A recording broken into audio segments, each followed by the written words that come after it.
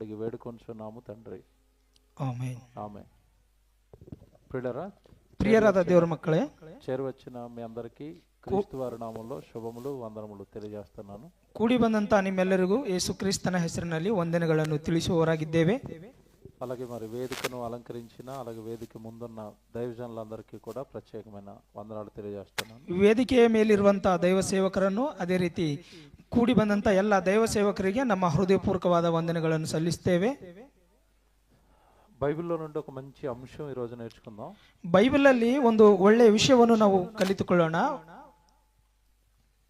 దేవుడు మనిషికి అర్థం కావడానికి బైబిల్ అనేది చాలా ప్రాముఖ్యం.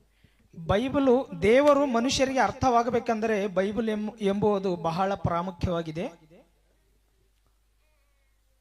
బైబిల్ బాగా చదివితేనే దేవుడు అనే ఆయన మనకి బాగా అర్థమవుతాడు. ಬೈಬಲ್ ಅನ್ನು ನಾವು ಬಹಳಷ್ಟು ಧ್ಯಾನಿಸಿದಾಗ ದೇವರು ನಮಗೆ ಅರ್ಥವಾಗುತ್ತಾನೆ. తన గురించి తన పిల్లలైన భూమి మీద మనుషులకు చెప్పాలి అన్న ఉద్దేశంతోనే దేవుడు బైబిల్ రాయించాడు. ದೇವರು ತನ್ನ ಬಗ್ಗೆ ತನ್ನ ಮಕ್ಕಳಿಗೆ ಅಂದರೆ ಮನುಷ್ಯರಿಗೆ ತಿಳಿಸಬೇಕೆಂಬುದಾಗಿ ದೇವರು ಬೈಬಲ್ ಅನ್ನು ಬರೆಸಿದ್ದಾರೆ. ఈరోజు చాలా అద్భుతమైన విషయాలు బైబిల్లో నుండి మీరు చదువుతారు. ಇವತ್ತಿನ ದಿವಸ ಬೈಬಲ್ನಿಂದ ನಾವು ಅದ್ಭುತವಾದ ವಿಷಯಗಳನ್ನು ನಾವು ಆಲೋಚನೆ ಮಾಡುವವರಾಗಿದ್ದೇವೆ. అలా చదువుతున్నప్పుడు బైబిల్ వాక్యం యొక్క విలువ ఈ రాత్రి మీకు అర్థమవుతుంది. ಆ ವಾಕ್ಯಗಳನ್ನು ಓದುವಾಗ ಆ ವಾಕ್ಯದ ಬೆಲೆ ಏನು ಇವತ್ತು ನಮಗೆ ಅರ್ಥವಾಗುತ್ತದೆ. దేవుని పిల్లలారా, ದೇವರ ಮಕ್ಕಳೇ, ఒక అంశం ఈ రోజు మనం ఆలోచిద్దాం. ನಾವು ಒಂದು ಟಾಪಿಕ್ ಅನ್ನು ನಾವು ಇವತ್ತು ಆಲೋಚನೆ ಮಾಡೋಣ. మనిషికి దేవుడు అర్థమయ్యాడా? ಮನುಷ್ಯನಿಗೆ ದೇವರು ಅರ್ಥವಾಗಿದ್ದಾರಾ? ఇది మన అంశం. ಇದು ನಮ್ಮ ಆ ಟಾಪಿಕ್ ಆಗಿದೆ. చాలా జాగ్రత్తగా వినాలి పదాలు. ಬಹಳ ಜಾಗ್ರತೆಯಿಂದ ಕೇಳಬೇಕು ಈ ಪದಗಳನ್ನು. మనిషికి దేవుడు అర్థమయ్యాడా? ಮನುಷ್ಯನಿಗೆ ದೇವರು ಅರ್ಥವಾಗಿದ್ದಾನಾ? నేనేమంటున్నానంటే మనిషి దేవుణ్ణి నమ్ముకున్నాడా అని అడగటం లేదు, దేవుడు అర్థమయ్యాడా అని అడుగుతున్నాను. ಮನುಷ್ಯನು ದೇವರನ್ನು ನಂಬಿಕೊಂಡಿದ್ದಾನಾ ಎಂಬುದಾಗಿ ನಾನು ಕೇಳ್ತಾನೆ ಇಲ್ಲ. ದೇವರು ಮನುಷ್ಯನು ದೇವರಿಗೆ ಅರ್ಥ ಮಾಡಿಕೊಂಡಿದ್ದಾನಾ ಎಂಬುದಾಗಿ ಕೇಳ್ತಾ ಇದ್ದೇನೆ. దేవుణ్ణి అర్థం చేసుకోకపోవటం ఏంటి? దేవుడు ఎలా అర్థమవుతాడు? ಮನುಷ್ಯರು ದೇವರಿಗೆ ಅರ್ಥ ಮಾಡಿಕೊಳ್ಳದೆ ಹೋಗೋದಕ್ಕೆ ಕಾರಣವೇನು? ದೇವರು ಹೇಗೆ ಅರ್ಥವಾಗುತ್ತಾನೆ? పిల్లరా, ಪ್ರಿಯರೇ, భూమి మీద ఉన్న మన చుట్టూ ఉండే మనుషుల్ని అర్థం చేసుకోవటమే కొన్నిసార్లు చాలా కష్టమైపోతూ ఉంటది. ಈ ಭೂಮಿಯ ಮೇಲೆ ನಮ್ಮ ಅಕ್ಕಪಕ್ಕದಲ್ಲಿ ಇರ್ತಕ್ಕಂಥ ಮನುಷ್ಯರನ್ನು ಅರ್ಥ ಮಾಡಿಕೊಳ್ಳುವುದೇ ಬಹಳ ಸಂದರ್ಭದಲ್ಲಿ ನಮಗೆ ಕಷ್ಟವಾಗಿರುತ್ತದೆ.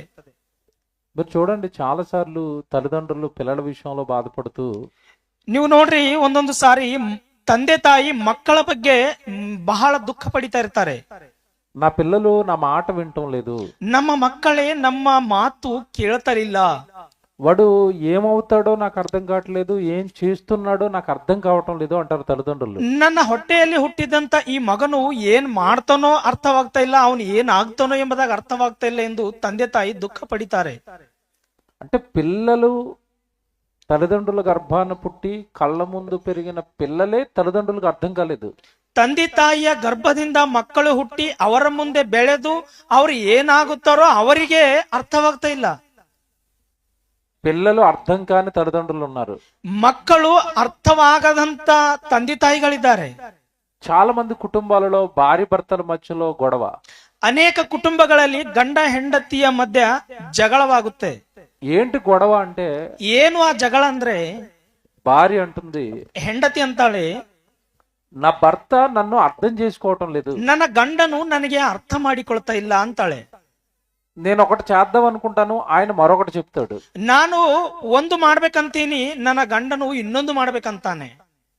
నా మనసు ఆయనకి అర్థం అవటం లేదు. ನನ್ನ ಮನಸ್ಸು ನನ್ನ ಗಂಡನಿಗೆ ಅರ್ಥವಾಗ್ತಾ ಇಲ್ಲ ಅಂತಾಳೆ ಒಂದು ಸ್ತ್ರೀ. అలాగే కొన్ని సందర్భాల్లో భర్త కూడా ఇలాగే బాధపడుతాడు. ಕೆಲವೊಂದು ಸಾರಿ ಗಂಡನು ಸಹ ಇದೇ ರೀತಿಯಲ್ಲಿ ದುಃಖ ಪಡಿತಾನೆ. నా భార్య నన్ను అర్థం చేసుకోవటం లేదండి, ನನ್ನ ಹೆಂಡತಿ ನನಗೆ ಅರ್ಥ ಮಾಡಿಕೊಳ್ತಾ ಇಲ್ಲ ಎಂದು ದುಃಖ ಪಡಿತಾನೆ. నా జీతం చాలా తక్కువ, ನನ್ನ ಸಂಬಳ ಬಹಳ ಕಡಿಮೆ, కానీ ఆవిడ కోరుకునే కోరికలు చాలా పెద్దవి. ಆದರೆ ಆಕೆಗೆ ಇರ್ತಕ್ಕಂತ ಆಸೆಗಳು ಬಹಳ ದೊಡ್ಡವು. భార్య అలాగా ఏమండి పెద్ద కోరికలు కోరుతున్నప్పుడు ఆ కోరికలు తీర్చలేక భర్త బాధపడుతూ ఉంటాడు. ಹೆಂಡತಿಯ ಒಂದು ದೊಡ್ಡ ದೊಡ್ಡ ಕನಸುಗಳನ್ನು ಆಶೆಗಳನ್ನು ನೆರವೇರಿಸದ ಕಾರಣ ಒಂದು ಕಡೆ ಗಂಡನು ದುಃಖ ಪಡಿತಾ ಇರ್ತಾನೆ. అంటే అప్పుడు మనం అర్థం చేసుకోవాల్సింది ఏంటంటే భార్య భర్తకి అర్థం కాలేదు, భర్త భార్యకి అర్థం కాలేదు. ಇಲ್ಲಿ ನಾವು అర్థ ಮಾಡಿಕೊಳ್ಳಬೇಕಾದಂತ ವಿಷಯ ಏನಂದ್ರೆ ಹೆಂಡತಿ ಗಂಡನಿಗೆ ಅರ್ಥ ಆಗಿಲ್ಲ, ಗಂಡನು ಹೆಂಡತಿಗೆ ಅರ್ಥ ಆಗಿಲ್ಲ ಅಂತ. అంటే అవతల వ్యక్తి యొక్క పరిస్థితి ఏంటి, అతని మనసులో ఏముందో తెలుసుకోకపోవటమే, అర్థం చేసుకోలేకపోవటం. ನಮ್ಮ ಪಕ್ಕದಲ್ಲಿರ್ತಕ್ಕಂಥ ಮನುಷ್ಯನ ಹೃದಯದಲ್ಲಿ ಅವರ ಮನಸ್ಸಿನಲ್ಲಿ ಏನಿದೆಯೋ ಅದು ಅರ್ಥ ಮಾಡಿಕೊಳ್ಳುವುದಕ್ಕೆ ಬಹಳ ಕಷ್ಟವಾಗಿದೆ. ఒక విషయం ఇక్కడ మీరు ఆలోచించాలి. ಒಂದು ವಿಷಯ ನೀವು ಇಲ್ಲಿ ಆಲೋಚನೆ ಮಾಡಬೇಕು. ఒకే చోట ఉంటూ ఒకే చోట తింటూ ఒక చోట కాపురం చేస్తున్న భార్య భర్తలే ఒకరికి ఒకరు ఇంకా అర్థం కాలేదు. ಒಂದೇ ಮನೆಯಲ್ಲಿದ್ದು ಒಂದೇ ಮನೆಯಲ್ಲಿ ಸಂಸಾರವನ್ನು ಮಾಡಿಕೊಳ್ಳುತ್ತಾ ಆ ಗಂಡ ಹೆಂಡತಿಯ ಮಧ್ಯೆನೆ ಒಬ್ಬರಿಗೊಬ್ಬರು ಅರ್ಥವಾಗದಂತ ಪರಿಸ್ಥಿತಿ. అలాంటిది పరలోకంలో ఉన్న దేవుడు మనుషులకు అర్థమయ్యాడా? ಅಂಥದ್ರಲ್ಲಿ ದೇವರು ಪರಲೋಕದಲ್ಲಿದ್ದಾನೆ. ಆ ಪರಲೋಕದಲ್ಲಿದ್ದಂತ ದೇವರು ನಮ್ಮ ಕಣ್ಣಿಗೆ ಕಾಣುವುದಿಲ್ಲ. ಆ ದೇವರು ಇವತ್ತು ಮನುಷ್ಯರಿಗೆ ಅರ್ಥವಾಗಿದ್ದಾನಾ? అర్థమవుతాడా? ಅರ್ಥವಾಗಿದ್ದಾನಾ? బాగా ఆలోచించాలి. ಚೆನ್ನಾಗಿ ಆಲೋಚನೆ ಮಾಡ್ರಿ. దేవుడు పరలోకంలో ఉన్నాడు. ದೇವರು ಪರಲೋಕದಲ್ಲಿದ್ದಾನೆ. ఆయన మనసులో ఏముందో భూమి మీద ఉన్న మనుషులకు ఏమైనా అర్థమయ్యిందా? ಆ ಪರಲೋಕದಲ್ಲಿರ್ತಕ್ಕಂಥ ದೇವರ ಮನಸ್ಸಿನಲ್ಲಿ ಏನಿದೆಯೋ ಭೂಮಿ ಮೇಲಿರ್ತಕ್ಕಂಥ ಮನುಷ್ಯರಿಗೆ ಏನಾದರೂ ಅರ್ಥವಾಗಿದೆಯಾ? మీకు మరలా భార్య భర్తల మధ్యలో జరిగే ఒక ఉదాహరణ చెప్తాను. ಗಂಡ ಹೆಂಡತಿಯ ಮಧ್ಯದಲ್ಲಿ ನಡೆಯುವ ಒಂದು ಉದಾಹರಣೆ ನಿಮಗೆ ಹೇಳ್ತೀನಿ. ప్రతిరోజు అన్నం వండే భార్య, ప్రతిరోజు బట్టలు ఉతికే భార్య అలా పడుకుని ఉండిపోయింది. ಪ್ರತಿ ದಿವಸ ಅಡಿಗೆ ಮಾಡ್ತಕ್ಕಂತ ಆ ಹೆಂಡತಿ ಒಂದು ದಿವಸ ಮಲಗಿ ಬಿಟ್ಟಿದ್ದಾಳೆ. ಆ ರೀತಿ భర్త ఇంటికి రాగానే ಗಂಡನು ಮನೆಗೆ ಬಂದ ತಕ್ಷಣ అన్నం వండేవా అంటున్నాడు అనుకోండి. ಅಡಿಗೆ ಮಾಡಿದೀಯಾ ಎಂಬುದಾಗಿ ಕೇಳ್ದಾನಂತ ತಿಳ್ಕೊರಿ. నాకు అన్నం పెట్టు, నాకు నీళ్లు పెట్టు, నాకు స్నానం చేయాలని అరుస్తున్నాడు అనుకోండి. ನನಗೆ ಊಟ ಬಡಿಸು, ನನಗೆ ನೀರು ಕೊಡು ಎಂದು ಆತನು ಗೋಳಾಡ್ತಾ ಇದ್ದಾನಂತ ತಿಳ್ಕೊರಿ. పడుకున్న ఆమె ప్రతిరోజు తిరుగుతూ ఉండేది కదా, ఆరోగ్యంగా ఉండేది కదా, ఎందుకు పడుకుంది అని ఆలోచించాలి. ನನ್ನ ಹೆಂಡತಿ ನಾನು ಮನೆಗೆ ಬಂದ ತಕ್ಷಣ ಆ ಕಡೆ ಈ ಕಡೆ ಓಡಾಡ್ತಾ ಚೆನ್ನಾಗಿರ್ತಿದ್ದಳಲ್ಲ, ಇವತ್ತು ಯಾಕೆ ಮಲಗಿದ್ದಾಳೆ ಎಂಬುದಾಗ ಆಲೋಚನೆ ಮಾಡಬೇಕು. అలా దగ్గరికి ప్రేమగా వచ్చి ಆ ಪ್ರೀತಿಯಿಂದ ಹತ್ತಿರಕ್ಕೆ ಹೋಗಿ ఏమైందమ్మా నీకు పడుకున్నావు, ಏನಾಗಿದೆ ಅಮ್ಮ ನಿನಗೆ ಮಲ್ಕೊಂಡಿದೀಯಾ ಅಂತ ಕೇಳಬೇಕು. అలా అడిగితే ఆ భార్యను భర్త అర్థం చేసుకున్నట్టు. ಆ ರೀತಿ ಕೇಳಿದಾಗ ಆ ಹೆಂಡತಿಯನ್ನು ಗಂಡನು ಅರ್ಥ ಮಾಡಿಕೊಂಡಿದ್ದ ಹಾಗೆ. అప్పుడు అంటది భార్య, నా భర్త అంటే నాకు చాలా ఇష్టం అండి, నన్ను బాగా అర్థం చేసుకుంటాడండి. ಅವಾಗ ಆ ಹೆಂಡತಿ ಅಂತಾಳೆ, ನಾನು ಸ್ವಲ್ಪ ಮಲಗಿದ ತಕ್ಷಣ ನನ್ನ ಗಂಡನು ನನಗೆ ಬಂದು ಏನಾಗಿದೆ ಅಮ್ಮ ಎಂದು ಕೇಳಿದ್ದಾನೆ, ಅಂದ್ರೆ ನನ್ನ ಗಂಡ ನನ್ನ ಬಗ್ಗೆ ಬಹಳ ವಿಚಾರ ಮಾಡ್ತಾರೆ ಅಂತ ಆ ಹೆಂಡತಿ ಅರ್ಥ ಮಾಡಿಕೊಳ್ತಾಳೆ. ಪ್ರಿಯರೇ, ఈరోజు చాలా కుటుంబాలు చూడండి, పెళ్ళైన 6 నెలలకి సంవత్సరానికి వాళ్ళు విడిపోతున్నారు, విడాకులు తీసుకుంటున్నారు. ಅನೇಕವಾದ ಗಂಡ ಹೆಂಡತಿಯನ್ನು ನೋಡ್ರಿ, ಮದುವೆ ಆದ ವರ್ಷಕ್ಕೆ 6 ತಿಂಗಳಿಗೆ ಅವರು ಡೈವರ್ಸ್ ಅನ್ನು ತೆಗೆದುಕೊಳ್ತಾ ಇದ್ದಾರೆ.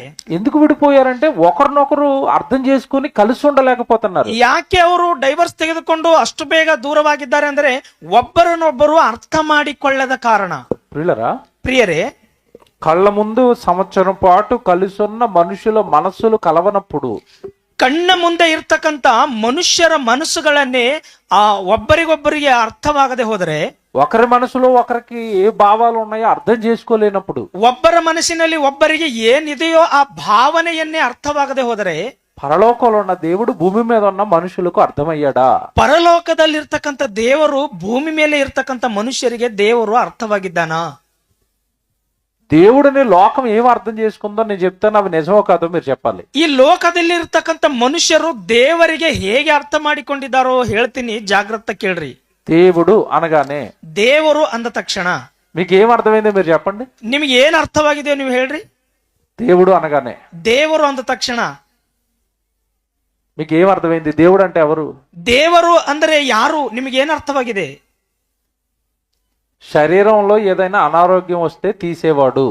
ನಮ್ಮ ಶರೀರದಲ್ಲಿ ಏನಾದರೂ ಅನಾರೋಗ್ಯ ಬಂದರೆ ಅದನ್ನು ಸ್ವಸ್ಥಪಡಿಸುವವನು ಎಂಬುದಾಗಿ ಅರ್ಥ ಆಗಿದೆ. దేవుడు అంటే అది. ದೇವರಂದರೆ ಅದು ಎಂಬುದಾಗಿ ನಮಗೆ ಅರ್ಥ ಆಗಿದೆ. లేదా మనకి ఏవైనా పెద్ద పెద్ద కష్టాలు వచ్చినప్పుడు అవి మనుషులు తీర్చలేనప్పుడు తీర్చేవాడు. ನಮಗೆ ದೊಡ್ಡ ದೊಡ್ಡ ಕಷ್ಟಗಳು ಬಂದಾಗ ಅವು ಮನುಷ್ಯರಿಂದ ತೀರಿಸುವುದಕ್ಕೆ ಸಾಧ್ಯವಾಗದೆ ಹೋದರೆ ಆ ದೇವರೇ ತೀರಿಸುವವನು ಎಂಬುದಾಗಿ ನಮಗೆ ಅರ್ಥವಾಗಿದೆ. బాగా ఆలోచించాలి. ಚೆನ್ನಾಗಿ ನೀವು ಆಲೋಚನೆ ಮಾಡ್ರಿ. దేవుడు అనగానే ದೇವರು ಅಂದ ತಕ್ಷಣ రోగాలు తీసేవాడు, కష్టాలను తీసేవాడు, మనకి ఆశీర్వాదాలుగా ఆస్తులు ఇచ్చేవాడు. ದೇವರಂದ ತಕ್ಷಣ ರೋಗಗಳನ್ನು ವಾಸಿ ಮಾಡುವವನು, ಕಷ್ಟಗಳನ್ನು ತೀರಿಸುವವನು, ನಮ್ಮ ಕುಟುಂಬವನ್ನು ಆಶೀರ್ವಾದ ಮಾಡುವವನು ಎಂಬುದಾಗಿ ಮಾತ್ರ ಅರ್ಥವಾಗಿದೆ. అంతేనా దేవుడు అంటే? ಅಷ್ಟೇನಾ ದೇವರಂದ್ರೆ? అదే ఈ లోకానికి అర్థమైంది. ಇಷ್ಟು ಮಾತ್ರನೇ ಈ ಲೋಕಕ್ಕೆ ಅರ್ಥವಾಗಿದೆ. దేవుడు అనగానే దేవుడికి ఒక పేరు పెట్టారు, ಆಪದ ಮೊಕ್ಕುಲ ವಾಡು. ದೇವರು ಅಂದ ತಕ್ಷಣ ದೇವರಿಗೆ ಒಂದು ಹೆಸರಿಟ್ಟಿದ್ದಾನೆ, ಕಷ್ಟ ಕಾಲದಲ್ಲಿ ನಮ್ಮನ್ನು ಆದುಕೊಳ್ಳುವವನು ಎಂಬುದಾಗಿ. అంతే దేవుడు అంటే. ದೇವರಂದ್ರೆ ಅಷ್ಟೇ ಅಂತ ಅರ್ಥ ಮಾಡಿಕೊಂಡಿದ್ದಾರೆ. అదే ఈ లోకం దేవుడిని అర్థం చేసుకున్నది. ಈ ಲೋಕವು ದೇವರನ್ನು ಹೀಗೆ ಅರ್ಥ ಮಾಡಿಕೊಂಡಿದೆ. ప్రియరే, దేవుడు అనగానే కేవలం అవసరాలు తీర్చుకునేవాడా? ದೇವರು ಅಂದ ತಕ್ಷಣ ಕೇವಲ ನಮ್ಮ ಕಷ್ಟಗಳನ್ನು ತೀರಿಸುವವನ? మనకి శ్రమ వస్తే కాపాడేవాడు, అక్కడ వరకేనా దేవుని పాత్ర? ದೇವರಂದರೆ ನಮಗೆ ಕಷ್ಟ ಬಂದಾಗ ಆ ಕಷ್ಟದಿಂದ ನಮ್ಮನ್ನು ಬಿಡುಗಡೆ ತರತಕ್ಕಂಥವನ್ನೇ ಮಾತ್ರನೇನಾ ದೇವರಂದ್ರೆ? ఇది మాత్రమేనా మనిషికి దేవుడికి మధ్యలో ఉన్న బంధం? ಇಷ್ಟು ಮಾತ್ರನೇನಾ ದೇವರಿಗೂ ಮನುಷ್ಯರಿಗೂ ಇರ್ತಕ್ಕಂಥ బంధం కేవలం అవసరాలు, కష్టాలు, కోరికలు తీర్చుకునే బంధమేనా దేవుడికి మనుషులకి మధ్యలో ఉన్న బంధం? ಮನುಷ್ಯರಿಗೂ ದೇವರಿಗೂ ಮಧ್ಯೆ ಇರ್ತಕ್ಕಂಥ ಬಂಧ ಕೇವಲ ಕಷ್ಟ ಸಂಕಷ್ಟಗಳನ್ನು ತೀರಿಸಿಕೊಳ್ಳೋದು ಮಾತ್ರವಾಗಿದೆಯಾ ಬಂಧ? దేవుడు భూమి మీద ఉన్న మనుషులు ఏమని పిలుస్తున్నాడో, తన్ను ఏమని పరిచయం చేసుకుంటున్నాడో బైబిల్ తీయాలి. ದೇವರು ಭೂಮಿ ಮೇಲೆ ಇರ್ತಕ್ಕಂಥ ಮನುಷ್ಯರಿಗೆ ಏನೆಂದು ಕರೀತಾ ಇದ್ದಾನೆ, ಆ ದೇವರು ಮನುಷ್ಯರಿಗೆ ಹೇಗೆ ಪರಿಚಯ ಮಾಡ್ಕೊಳ್ತಾ ಇದ್ದಾನೋ ಒಂದು ಸಾರಿ ನಾವು ಬೈಬಲ್ ಅಲ್ಲಿ ನೋಡೋಣ. మలాకి గ్రంథం తీయండి అందరూ. మలాకియన గ్రంథ తెగిరి ಒಂದು ಸಾರಿ. మీరు ఇవన్నీ రాసుకోవాలి, బైబిల్ చూడాలి. మీరు సభకు వచ్చేటప్పుడు బైబిల్ పట్టుకుని సభకి రావాలి. ನೀವೆಲ್ಲರೂ ಈ ಒಂದು ಮೀಟಿಂಗ್ಗೆ ಬರುವಾಗ ಬೈಬಲ್ ಅನ್ನು ತೆಗೆದುಕೊಂಡು ಬರಬೇಕು. ನೀವು ಕಾಪಿ, ಒಂದು ಪೆನ್ನು ತೆಗೆದುಕೊಂಡು ಬಂದು ಪ್ರತಿ ರೆಫರೆನ್ಸ್ ಒಂದು ಬರೆದುಕೊಳ್ಳಬೇಕು. ఎందుకంటే మీరు మరలా చదువుకోవడానికి మీకు వీలు పడుతుంది. ನೀವು ಮತ್ತೆ ತಿರುಗಿ ಓದಿಕೊಳ್ಳುವುದಕ್ಕೆ ನಿಮಗೆ ಸಹಾಯ ಆಗುತ್ತದೆ. లేదా ఎవరికైనా ఇంత మంచి మాట బైబిల్లో ఉందంట అని మీరు చూపించడానికి వీలు పడుతుంది. ಯಾರಿಗಾದರೂ ಇಂಥ ಒಳ್ಳೆ ಮಾತು ಬೈಬಲ್ ಇದೆ ಎಂಬುದಾಗಿ ನೀವು ಬರೆದುಕೊಂಡಂತ ಆ ರೆಫರೆನ್ಸ್ ಇನ್ನೊಬ್ಬರಿಗೆ ಹೇಳುವಕ್ಕೆ ಉಪಯೋಗ ಪಡುತ್ತದೆ. మొదటి అధ్యాయం మలాకి గ్రంథం 6వ వచనం చదువుదాం. మలాకియన గ్రంథ 1ನೇ ಅಧ್ಯಾಯ 6ನೇ ವಚನ ನೋಡೋಣ. కుమారుడు తన తండ్రిని ఘనపరుచును గదా, ಮಗನು ತನ್ನ ತಂದೆಗೆ ಘನಪಡಿಸುವವನಲ್ಲ. దాసుడు తన యజమానుని ఘనపరుచును గదా, ದಾಸನು ತನ್ನ ಯಜಮಾನನಿಗೆ ಘನಪಡಿಸುವವನಲ್ಲ. నా నామమును నిర్లక్ష్య పెట్టు యాజకులారా, ನನ್ನ ನಾಮವನ್ನು ನಿರ್ಲಕ್ಷ್ಯ ಮಾಡುವವ ಯಾಜಕರೇ, నేను తండ్రినైతే ನಾನು ತಂದೆ ಆಗಿದ್ದರೆ నాకు రావలసిన ఘనత ఏమాయను? ನನಗೆ ಬರಬೇಕಾದಂತ ಆ ಘನತೆ ಏನಾಯಿತು? అంటే దేవుడు మనిషి నుండి ఘనత కోరుకుంటున్నాడు. కుమారుడు తన తండ్రిని ఘనపరుచును కదా అన్నాడు మొదట. మగను ತಂದೆಗೆ ಘನಪಡಿಸುವವನಲ್ಲ ಎಂಬುದಾಗಿ ಹೇಳಿದ್ದಾನೆ ಮೊದಲು. ఏమంటే మన పిల్లలు మనల్ని ఘనపరుస్తారా లేదా మీరు చెప్పండి. ನಮ್ಮ ಮಕ್ಕಳು ನಮಗೆ ಬಂದು ತಂದೆ ತಾಯಿಗೆ ಘನಪಡಿಸ್ತಾರ ಪಡಿಸಲ್ವಾ? మా నాన్నండి, ನಮ್ಮ ಅಪ್ಪ ಅಂತ ಹೇಳ್ಕೊಳ್ತಾರೆ, మా అమ్మండి, ನಮ್ಮ ಅಮ್ಮ ಅಂತ ಹೇಳ್ಕೊಳ್ತಾರೆ. వాళ్ళు చాలా కష్టాలు పడి నన్ను పెంచారండి. ಅವರು ನನಗೆ ಬಹಳ ಕಷ್ಟಪಟ್ಟು ನನಗೆ ಬೆಳೆಸಿದ್ದಾರೆ ಅಂತ ಹೇಳ್ಕೊಳ್ತಾರೆ. మా అమ్మ అంటే నాకు చాలా ఇష్టం అండి అంటావు. ನಮ್ಮ ಅಮ್ಮ ಅಂದ್ರೆ ನನಗೆ ಬಹಳ ಇಷ್ಟ ಅಂತ ಹೇಳ್ತಾರೆ ಮಕ್ಕಳು. మా నాన్న అంటే నాకు చాలా ఇష్టం అండి అంటావు. ನಮ್ಮ ತಂದೆ ಅಂದ್ರೆ ನಮಗೆ ಬಹಳ ಇಷ್ಟ ಅಂತ ಹೇಳ್ತಾರೆ ಮಕ್ಕಳು.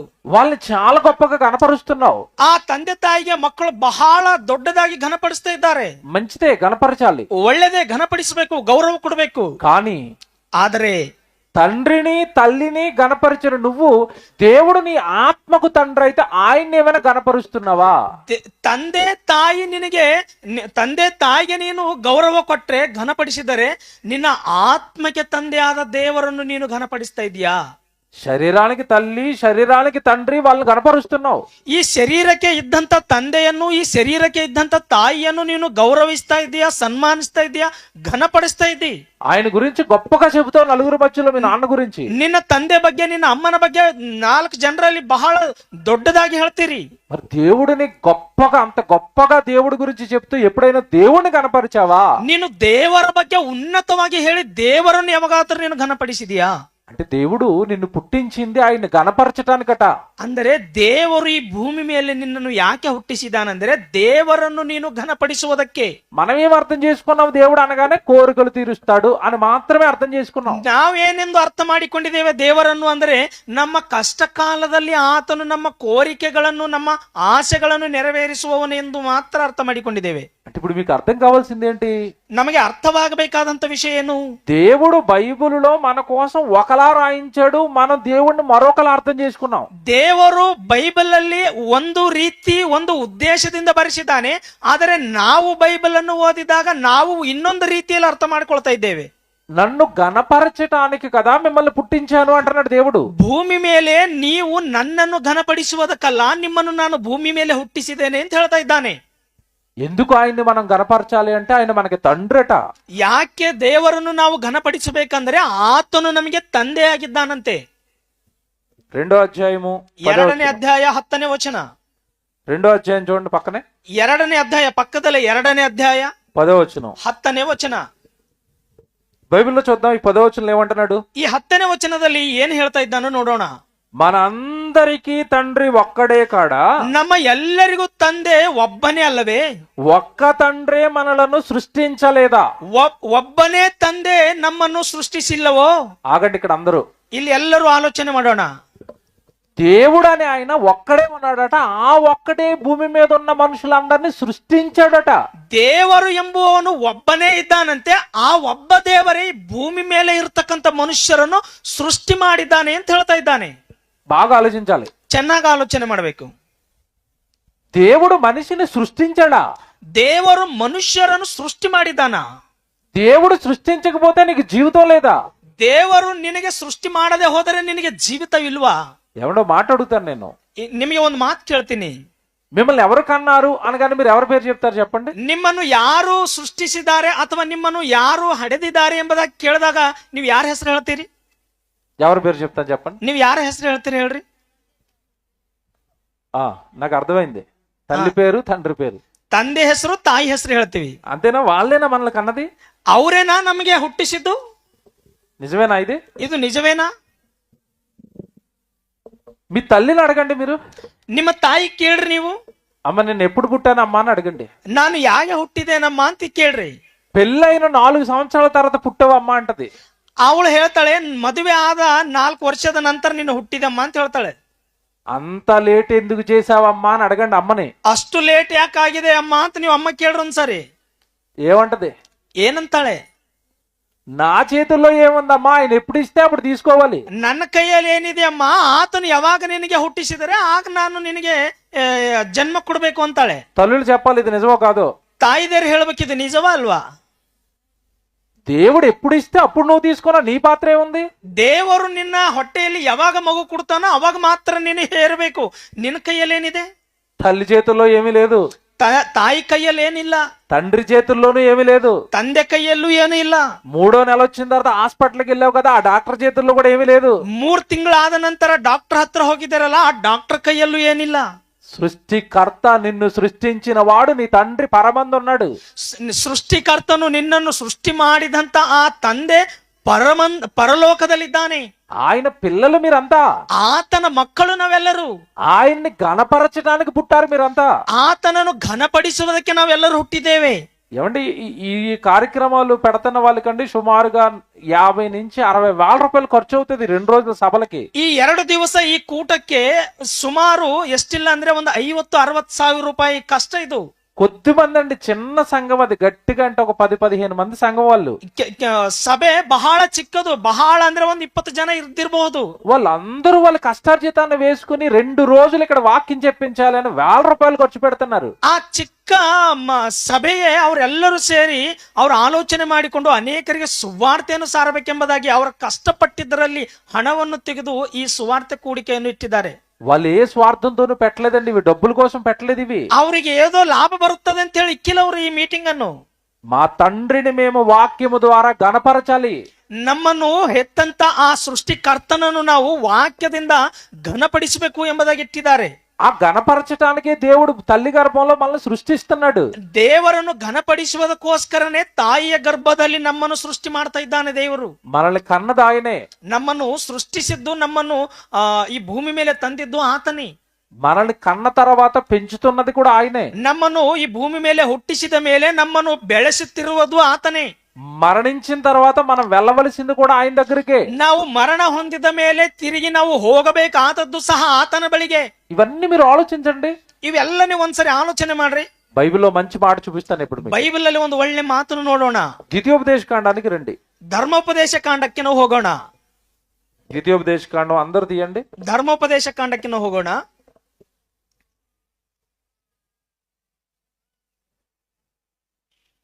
32వ అధ్యాయం చూద్దామా. 32ನೇ ಅಧ್ಯಾಯ 6వ వచనం చూద్దాం. 6ನೇ ವಚನ ನೋಡೋಣ. ద్వితీయోపదేశ కాండం 32వ అధ్యాయం 6వ వచనం. ಧರ್ಮೋಪದೇಶ ಕಾಂಡ 32ನೇ ಅಧ್ಯಾಯ 6ನೇ ವಚನ. బాగా చదువుతాను వినండి. ಚೆನ್ನಾಗಿ ಓದ್ತೀವಿ, ಒಂದ್ಸರಿ ನೀವು ಜಾಗೃತಿಯಿಂದ ಕೇಳ್ರಿ, ಬರೆದುಕೊಡ್ರಿ. ఏమంటే ప్రారంభ మాట దేవుడు చాలా ఘాటుగా చెప్పాడు ఇక్కడ. ಇಲ್ಲಿ ಪ್ರಾರಂಭದಲ್ಲೇ ದೇವರು ನಮಗೆ ಅರ್ಥವಾಗುವಂತ ರೀತಿಯಲ್ಲಿ ಸ್ವಲ್ಪ ನೋವಾದ್ರೂ ಪರವಾಗಿಲ್ಲ ಎಂಬುದಾಗಿ ಹೇಳ್ತಾ ಇದ್ದಾರೆ. ಅಲ್ಲಿ బుద్ధి లేని అవివేక జనమా అని రాయించాడు. ಬುದ್ಧಿ ಇಲ್ಲದ ಅವಿವೇಕಿ ಜನರೇ ಎಂದು ಬರೆಸಿದ್ದಾರೆ. ಅಲ್ಲಿ మీకు వివేకం లేదా, మీరు ఆలోచించుకోలేకపోయారా ఒక సంగతి మీ జన్మకు సంబంధించింది అంటున్నాడు. ನಿಮಗೆ ಜ್ಞಾನವಿಲ್ಲವೋ, ನಿಮಗೆ ತಿಳುವಳಿಕೆ ಇಲ್ಲವೋ, ನಿಮ್ಮ ಜನ್ಮದ ಬಗ್ಗೆ ನೀವು ತಿಳಿದುಕೊಂಡಿಲ್ಲವೋ ಎಂಬುದಾಗಿ ನಮಗೆ ಕ್ವಶನ್ ಮಾಡ್ತಾ ಇದ್ದಾನೆ ದೇವರು. బుద్ధి లేని అవివేక జనమా, ಬುದ್ಧಿ ಇಲ್ಲದ ಅವಿವೇಕ ಜನರೇ, ఇట్లు యెహోవాకు ప్రతీకారము చేయుదురా, ಹೀಗೆ ನೀವು ಯೆಹೋವನಿಗೆ ಪ್ರತಿಕಾರ ಮಾಡುವಿರೇ.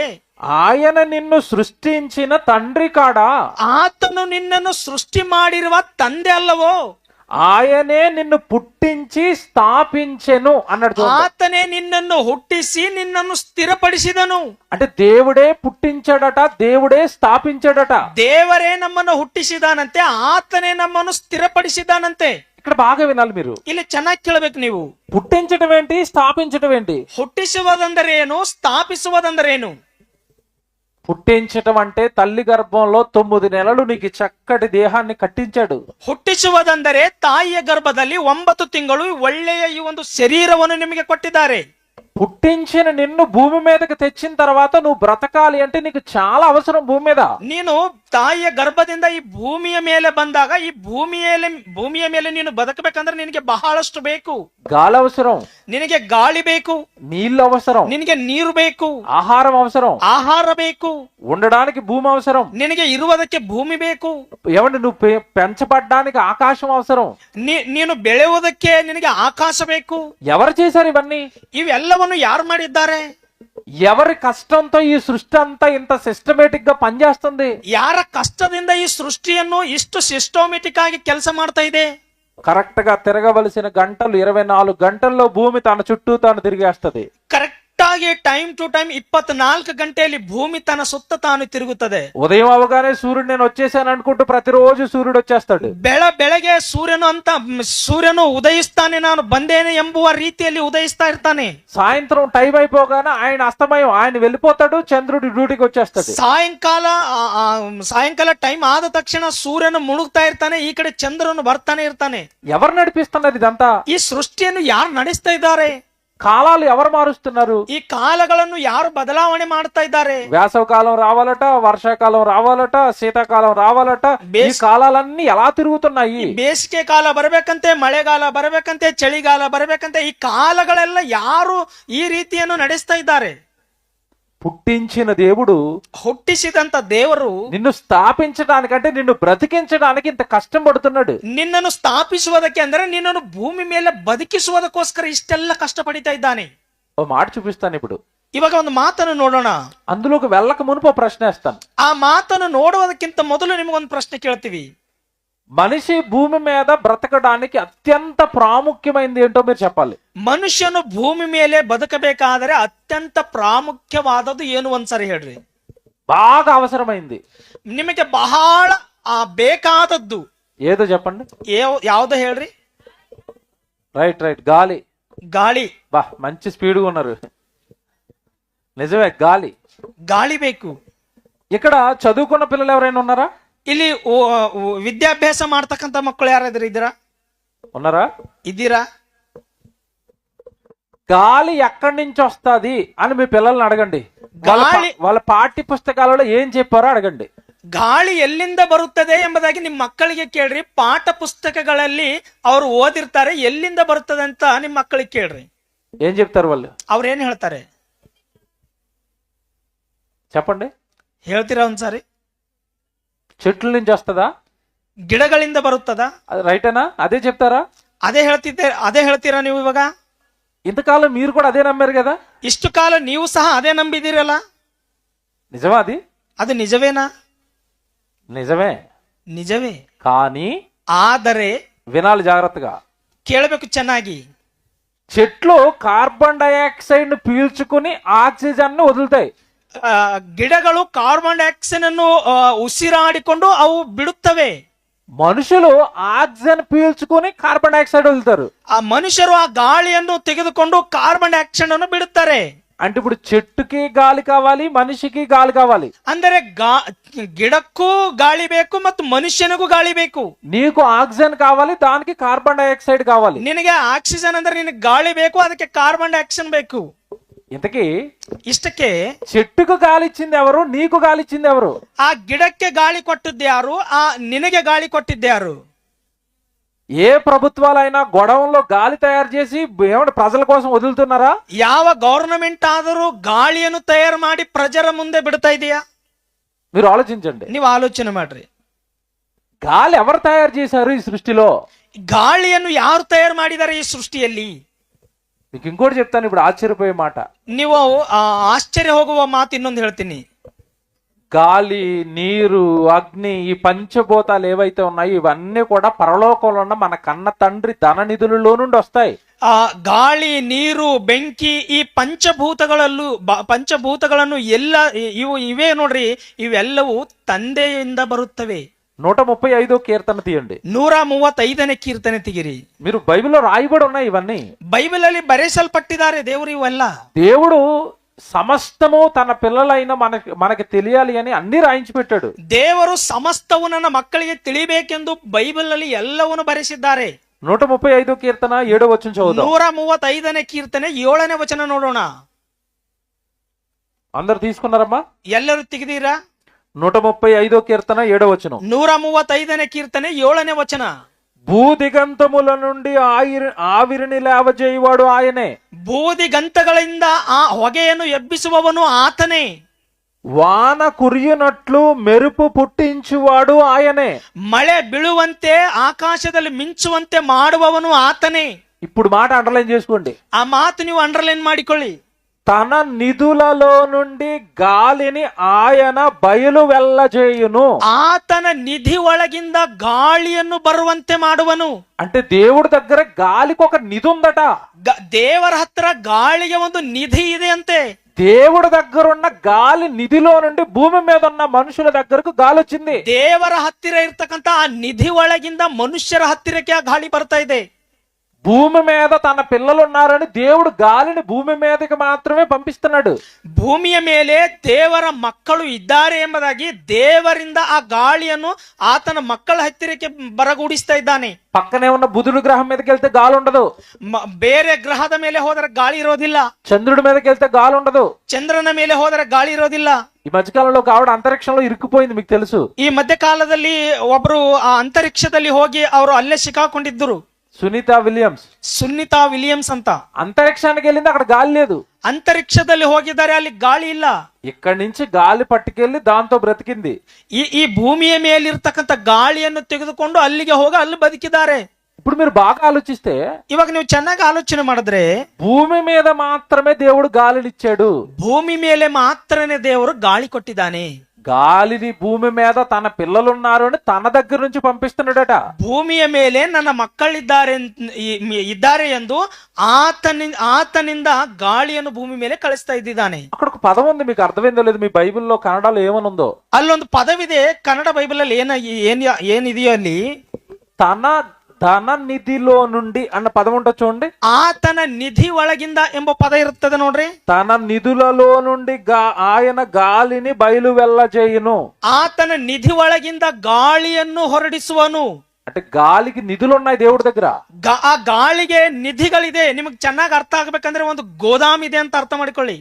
మీకు అది పదం అయితే కరెక్ట్ అర్థం. గోడౌన్ ఉంది, ಆ ಒಂದು ಗೋದಾಮ್ ಇದೆ ಅಂತ ತಿಳ್ಕೊರಿ. ಆ ಪದ ಅಂದ್ರೆ ನಿಮಗೆ ಚೆನ್ನಾಗಿ ಅರ್ಥ ಆಗುತ್ತದೆ. అక్కడి నుంచి వస్తుంది నీ దగ్గరికి గాలి, ಅಲ್ಲಿಂದ ಬರ್ತಾ ಇದೆ ನಿಮಗೆ ಗಾಳಿ. అలాగే ಅದೇ ರೀತಿ భూమి మీద నీళ్లు ఉన్నాయి కదా, ಭೂಮಿ ಮೇಲೆ ನೀರಿವೆ ಅಲ್ಲ, ఈ నీళ్లు కూడా ఆయన దగ్గర ఉన్న నిధుల్లో నుండే వస్తాయి. ಈ ನೀರು ಸಹ ಆತನ ಗೋದಾಮಿನಿಂದ ಅಥವಾ ಆತನ ನಿಧಿ ಒಳಗಿಂದಲೇ ಬರುತ್ತವೆ. మీకు ఒక మాట జ్ఞాపకం చేస్తాను బైబిల్లో. ನಿಮಗೆ ಒಂದು ಮಾತು ತಿಳಿಸ್ತೀವಿ ಬೈಬಲ್ ಇಂದ. ప్రారంభంలో ఆదికాండంలో నోవ గారి కాలంలో జలప్రళయం వచ్చింది. ಪ್ರಾರಂಭದಲ್ಲಿ ನೋಹನ ಆ ಕಾಲದಲ್ಲಿ ಜಲಪ್ರಳಯವನ್ನು ಬಂದಿದೆ. వచ్చిందా? ಬಂದಿದೆಯಾ? నోవ జలప్రళయానికి నీళ్లు ఎక్కడి నుండి వచ్చాయి? ನೋಹನ ಜಲಪ್ರಳಯಕ್ಕೆ ನೀರೆಲ್ಲಿಂದ ಬಂದಿವೆ? ఆకాశపు తూములు విప్పబడెను. ಆಕಾಶ ತೂಮುಗಳನ್ನು ಬಿಚ್ಚಲ್ಪಟ್ಟವು. అంటే ఇప్పుడు ఆకాశంలో దేవుడి దగ్గర ఉన్న నిధుల్లో నుండి శాంపుల్ గా కొన్ని వదిలేడు. ಆಕಾಶದಲ್ಲಿರ್ತಕ್ಕಂಥ ದೇವರ ನಿಧಿಯಿಂದ ಕೆಲವು ನೀರುಗಳನ್ನು ಭೂಮಿ ಮೇಲೆ ಬಿಟ್ಟಿದ್ದಾನೆ. ఆ రోజు మొత్తం జలప్రళయం. ಅವಾಗೆಲ್ಲ ಜಲಪ್ರಳಯವಾಗಿದೆ. తర్వాత సొదొమ గొమొర పట్టణాలు జ్ఞాపకం చేసుకోండి. ಆಮೇಲೆ ಸೊದೊಮ ಗೊಮೊರ ಪಟ್ಟಣವನ್ನು ನೀವು ನೆನಪಿಗೆ ತಂದುಕೊಡ್ರಿ. ఆకాశం నుండి అగ్ని గంధకాలను కురిపించాడు. ಆಕಾಶದಿಂದ ಅಗ್ನಿ ಗಂಧಕಗಳನ್ನು ಸುರಿಸಿದ್ದಾನೆ. అప్పుడప్పుడు ఆకాశం నుండి వడగండ్లు కురిపిస్తూ ఉంటాడు. ಅವಾಗವಾಗ ಆಕಾಶದಿಂದ ಗಾರುಗಳನ್ನು ಬಿಡುತ್ತಾ ಇರ್ತವೆ. ఇవన్నీ ఎక్కడి నుండి వస్తున్నాయి? ಇವೆಲ್ಲವೂ ಎಲ್ಲಿಂದ ಬರ್ತಾ ಇವೆ? వీటన్నిటిని చేసింది ఎవరు? నడిపిస్తున్నది ఎవరు? రప్పిస్తున్నది ఎవరు? ಇವೆಲ್ಲವನ್ನು ಮಾಡಿದ್ಯಾರು? ಇವುಗಳನ್ನು ಭೂಮಿ ಮೇಲೆ ಬರುವಂತೆ ಮಾಡತಕ್ಕಂಥವ್ರು ಯಾರು? ಅವನ್ನು ಸೃಷ್ಟಿಸಿದ್ಯಾರು? మీకు మాట చెప్పనా? ನಿಮಗೊಂದು ಮಾತು ಹೇಳ್ಬೇಕಾ? గాలి లేకుండా మీరు ఎంతసేపు బతుకుతారు చెప్పండి? ಗಾಳಿ ಇಲ್ಲದೆ ನೀವು ಎಷ್ಟೊತ್ತು ಬದುಕ್ತೀರಾ ಹೇಳ್ರಿ? ఎంతసేపు బతుకుతారు? ಎಷ್ಟೊತ್ತು ಬದುಕ್ತೀರಿ? గంట సేపా? ಗಂಟೆ ಬದುಕ್ತೀರಾ? అరగంట? ಒಂದು ಹಾಫ್ ಅನ್ ಅವರ್ ಬದುಕ್ತೀರಾ? 10 నిమిషాలు? 10 ನಿಮಿಷ ಬದುಕ್ತೀರಾ? బతకలేమా? ಬದುಕೋದಿಲ್ವಲ್ಲ? 10 నిమిషాలు కూడా నువ్వు బతకలేవు గాలి లేకపోతే. ಗಾಳಿ ಇಲ್ಲದೆ ಹೋದರೆ 10 ನಿಮಿಷವೂ ಸಹ ಬದುಕೋದಿಲ್ಲ. అంటే ఇప్పుడు గాలి నీ ముక్కులోనికి పంపించింది ఎవరు చెప్పండి? ನಿನ್ನ ಮೂಗಿನ ಒಳಗೆ ಗಾಳಿಯನ್ನು ಕಳಿಸ್ತಕ್ಕಂಥದ್ದು ಯಾರು ಹೇಳ್ರಿ? దేవుడు. ದೇವರಲ್ಲ. గాలిని ఎలా చేశాడు చెప్తాను, మీరు ఆశ్చర్యపోయి నవ్వుకుంటారు. ఇప్పుడు ಗಾಳಿಯನ್ನು ಹೇಗೆ ಮಾಡಿದ್ದನೋ ಅದನ್ನು ಹೇಳಿದಾಗ ನೀವು ಆಶ್ಚರ್ಯ ಹೋಗ್ತೀರಾ. గాలి పీల్చుకోకపోతే మనిషి చచ్చిపోతాడు. ಗಾಳಿಯನ್ನು ಆತನು ಉಸಿರಾಡದೆ ಹೋದರೆ ಅಂದ್ರೆ ತೆಗೆದುಕೊಳ್ಳಿ ಹೋದರೆ ಮನುಷ್ಯನು ಸತ್ತು ಹೋಗ್ತಾನೆ. అవునా? ಹೌದಲ್ಲ? ఇప్పుడు దేవుడు మనిషిని నీళ్లు తాగమని అడిగి వాటర్ తాగమని చెప్పాడు. ದೇವರು ಮನುಷ್ಯನಿಗೆ ನೀರು ಕುಡಿರಿ ಅಂತ ಹೇಳಿದ್ದಾನೆ. రోజుకి 4 నుంచి 3 లీటర్లు తాగితే ఆరోగ్యం. ಪ್ರತಿದಿನ 3 ರಿಂದ 4 ಲೀಟರ್ ನೀರು ಕೊಂಡ್ರೆ ಆರೋಗ್ಯವಂತರಾಗಿರ್ತೀವಿ. తాగుతారా మనుషులు? ಕುಡಿತಾರ ಮನುಷ್ಯರು? ఈ రోజు మనుషులకు వస్తున్న రోగాలన్నిటికీ కారణం నీళ్లు తాగకే వస్తున్నాయి. ಮನುಷ್ಯರಿಗೆ ಬರ್ತಕ್ಕಂಥ ಎಲ್ಲಾ ರೋಗಗಳು ನೀರು ಕುಡಿಯದ ಕಾರಣನೇ ಬರ್ತಾ ಇದೆ. కిడ్నీలో రాళ్ళు అందుకే వస్తాయి. ಕಿಡ್ನಿಯಲ್ಲಿ ಆ ಸ್ಟೋನ್ ಅದಕ್ಕೆ ಬರುತ್ತದೆ. భయంకరమైన విష జ్వరాలు కూడా దాని నుండే వస్తాయి. ಭಯಂಕರವಾದ ವಿಷ ಜ್ವರಗಳನ್ನು ಅದರಿಂದನೇ ಬರುತ್ತವೆ. నీళ్లు తాగమంటే మనిషి తాగట్లేదు. ನೀರು ಕುಡಿ ಎಂಬುದಾಗಿ ಮನುಷ್ಯನಿಗೆ ಹೇಳಿದರೆ ನೀರು ಕುಡಿತಾ ಇಲ್ಲ ಮನುಷ್ಯನು. అలాగే గాలి కూడా పీల్చుకోండి ఆయన చెప్పి వదిలేసాడు అనుకోండి. ದೇವರು ಸಹ ಗಾಳಿಯನ್ನು ನೀವು ಉಸಿರಾಡ್ರಿ ಅಂತ ಹೇಳಿ ಬಿಟ್ಕೊಟ್ಟನಂತ ತಿಳ್ಕೊರಿ. పీల్చుకుంటాడా మనిషి? ಮನುಷ್ಯನು ಉಸಿರಾಡ್ತಾನ? పథకం కదండి మనిషికి. ಮನುಷ್ಯನಿಗೆ ಬಹಳ ಅಲರ್ಜಿ ಅಲ್ಲ. అందుకే దేవుడు ఏం చేశాడు తెలుసా? ಅದಕ್ಕೆ ದೇವರು ಏನ್ ಹೇಳಿದಾನ ಗೊತ್ತಾ? నువ్వు గాలి దగ్గరికి వెళ్ళొద్దు. ನೀನು ಗಾಳಿ ಹತ್ರಕ್ಕೆ ಹೋಗ್ಬೇಡ.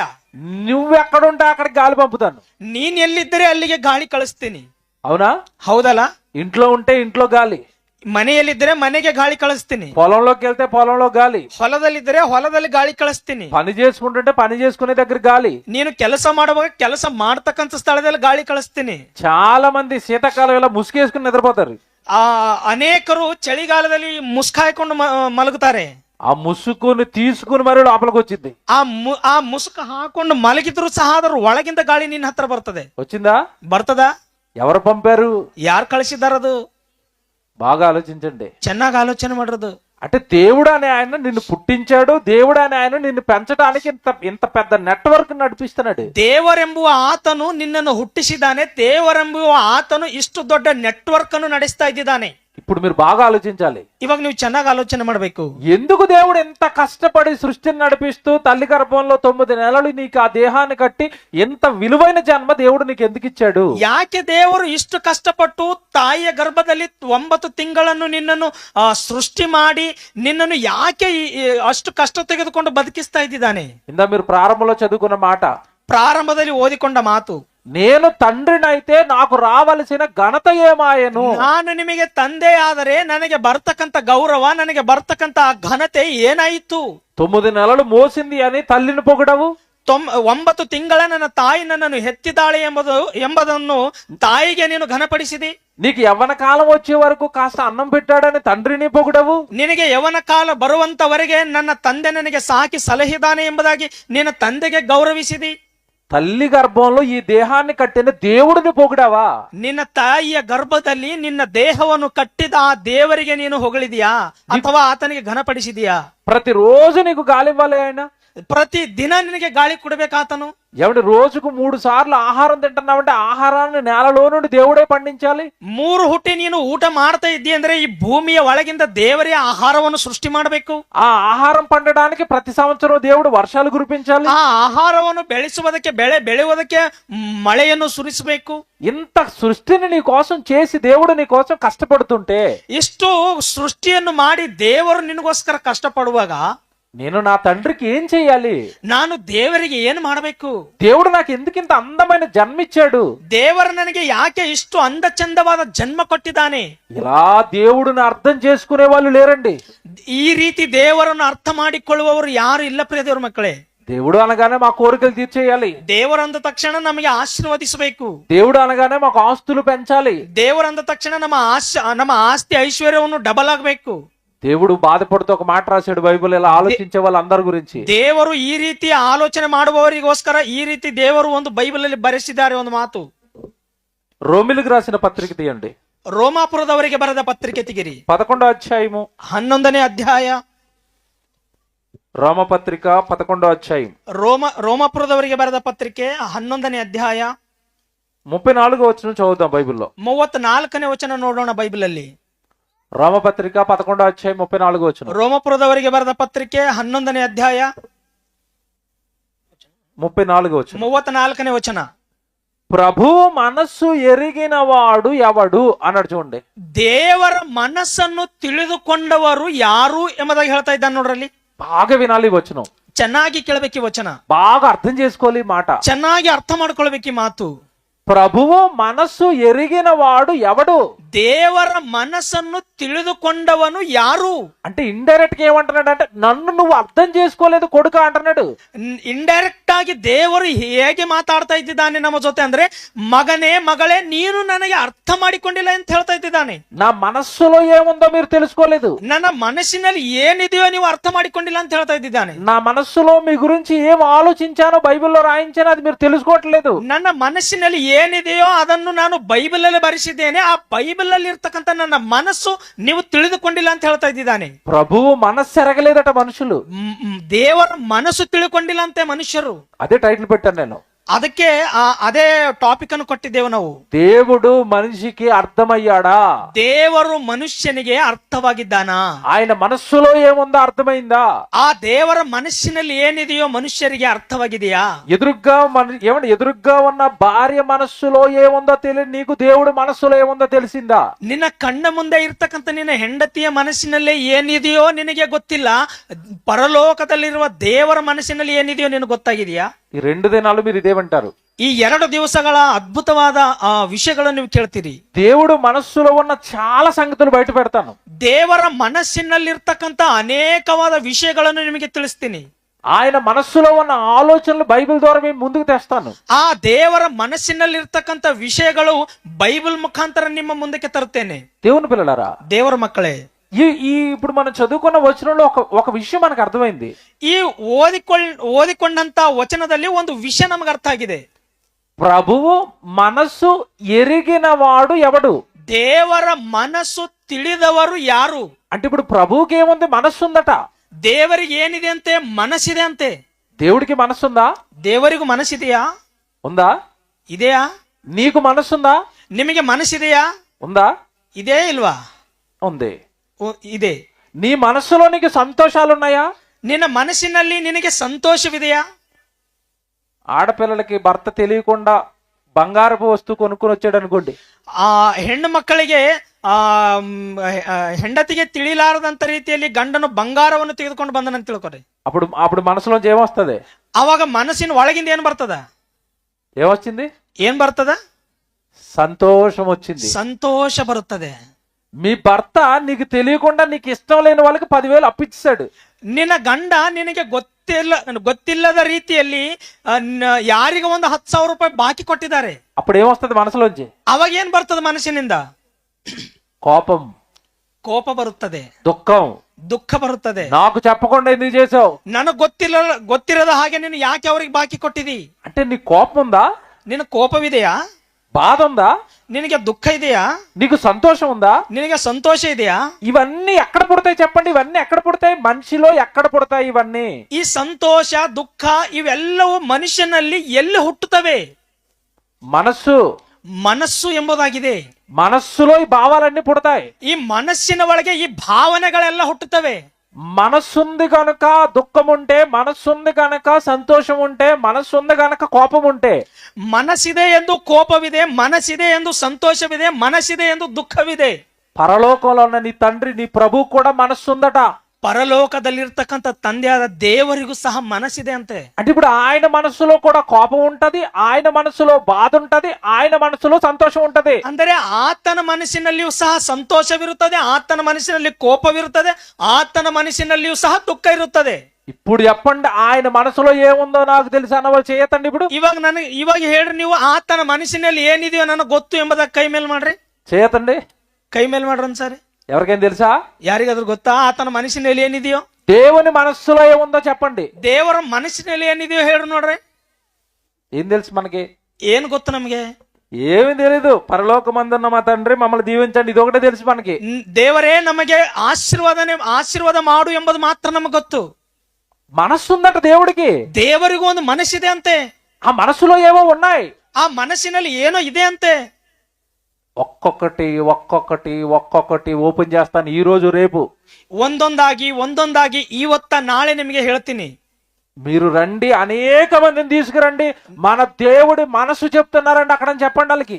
ನೀವು ಬರ್ರಿ, ಅನೇಕರಿಗೆ ತೆಗೆದುಕೊಂಡು ಬರ್ರಿ, ದೇವರ ಮನಸ್ಸಿನಲ್ಲಿ ಏನಿದೆಯೋ ಅಲ್ಲಿ ಹೇಳ್ತಾ ಇದ್ದಾರೆ ಎಂಬುದ ಕರ್ಕೊಂಡು ಬರ್ರಿ. ఇంతకాలం బైబిల్ పట్టుకొని మనం తిరిగాం కదా, ఆ బైబిల్లో ఉన్న దేవుడికి మనసు ఉందట. ಇಷ್ಟು ದಿವಸ ನಾವು ಕೈಯಲ್ಲಿ ಬೈಬಲ್ ಹಿಡ್ಕೊಂಡು ತಿರುಗಿದೀವಲ್ಲ, ಆ ಬೈಬಲ್ ಅಲ್ಲಿ ದೇವರ ಮನಸ್ಸಿದೆ ಎಂಬುದಾಗ ಹೇಳ್ರಿ. ఆ మనస్సులో ఉన్న ఆనందాలు, ఆ మనస్సులో ఉన్న సంతోషాలు, ఎప్పుడు ఆనందపడతాడో ఎప్పుడు బాధపడతాడో మీకు తెలియాలి. ದೇವರು ತನ್ನ ಮನಸ್ಸಿನಲ್ಲಿ ಯಾವಾಗ ಸಂತೋಷಿಸ್ತಾನೋ, ಯಾವಾಗ ಕೋಪಗೊಳ್ತಾನೋ, ಯಾವಾಗ ದುಃಖ ಪಡ್ತಾನೋ ನಿಮಗೆ ಗೊತ್ತಾಗಬೇಕು. అలా దేవుడిని మనం అర్థం చేసుకోకపోతే దేవుడిచ్చిన ఈ చక్కటి జీవితం వృధా అయిపోతుంది. ಆ ದೇವರ ಮನಸ್ಸನ್ನು ನಾವು ಅರ್ಥ ಮಾಡಿಕೊಳ್ಳದೆ ಹೋದರೆ ದೇವರು ನಮಗೆ ಕೊಟ್ಟಂತ ಈ ಜೀವಿತವನ್ನು ವ್ಯರ್ಥವಾಗಿ ಹೋಗುತ್ತದೆ. దేవుని పిల్లలారా, ದೇವರ ಮಕ್ಕಳೇ, భార్య భర్తకు అర్థం కాకపోతే కాపురం బాగోదు. ಹೆಂಡತಿ ಗಂಡನಿಗೆ ಅರ್ಥವಾಗದೆ ಹೋದರೆ ಅವರ ಸಂಸಾರ ಜೀವಿತ ಸರಿಯಾಗಿ ನಡೆಯುವುದಿಲ್ಲ. దేవుడు మనస్సు భక్తుడికి అర్థం కాకపోతే ఆత్మీయ జీవితం బాగోదు. ದೇವರ ಮನಸ್ಸು ಭಕ್ತರಿಗೆ ಅರ್ಥವಾಗದೆ ಹೋದರೆ ಆತ್ಮೀಯ ಜೀವಿತ ಸರಿಯಾಗಿರೋದಿಲ್ಲ. దేవుడు మనస్సులో ఏముందో నీకు తెలియకపోతే మీ జీవితాలు బాగోవు. ದೇವರ ಮನಸ್ಸಿನಲ್ಲಿ ಏನಿದೆಯೋ ಎಂಬುದಾಗಿ ನಿಮಗೆ ತಿಳಿಯದೆ ಹೋದರೆ ನಿಮ್ಮ ಮನಸ್ಸುಗಳು, ನಿಮ್ಮ ಜೀವಿತಗಳು ಸರಿಯಾಗಿರೋದಿಲ್ಲ. ఏముందండి దేవుడి మనసులో? ಏನಿದೆ ದೇವರ ಮನಸ್ಸಲ್ಲಿ? చాలా చోట్ల మన డిసెంబర్ 25కు పండగ చేస్తాం క్రైస్తవులు అందరం. ಡಿಸೆಂಬರ್ 25ನೇ ತಾರೀಕಿಗೆ ನಾವು ಹಬ್ಬವನ್ನು ಮಾಡ್ತೀವಿ. ఏం చేస్తారు చెప్పండి? ಏನ್ ಮಾಡ್ತೀವಿ ಹೇಳ್ರಿ? ఏం చేస్తారు? డిసెంబర్ 25 ఏం చేస్తారు? ಡಿಸೆಂಬರ್ 25ನೇ ತಾರೀಕು ಏನ್ ಮಾಡ್ತೀವಿ? ఏంటండి? ಕ್ರಿಸ್ಮಸ್ ಮಾಡ್ತೀವಿ. బర్త్డే ఎవరిది? బర్త్డే ಯಾರ್ದು?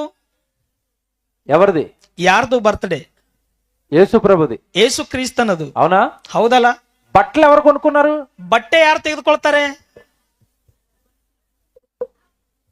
ఎవరు కొనుక్కున్నారు? ಬಟ್ಟೆಗಳು ಯಾರು ತೆಗೆದುಕೊಳ್ತಾರೆ? పిండి వంటలు ఎవరు వండుకున్నారు? ಆ ಮನೆಯಲ್ಲಿ ಅಡಿಗೆ ಯಾರು ಮಾಡ್ಕೊಳ್ತಾರೆ? ಬಿರಿಯಾನಿ ಯಾರಿಗೋಸ್ಕರ? ఎవరి ఇల్లు బాగు చేశారు?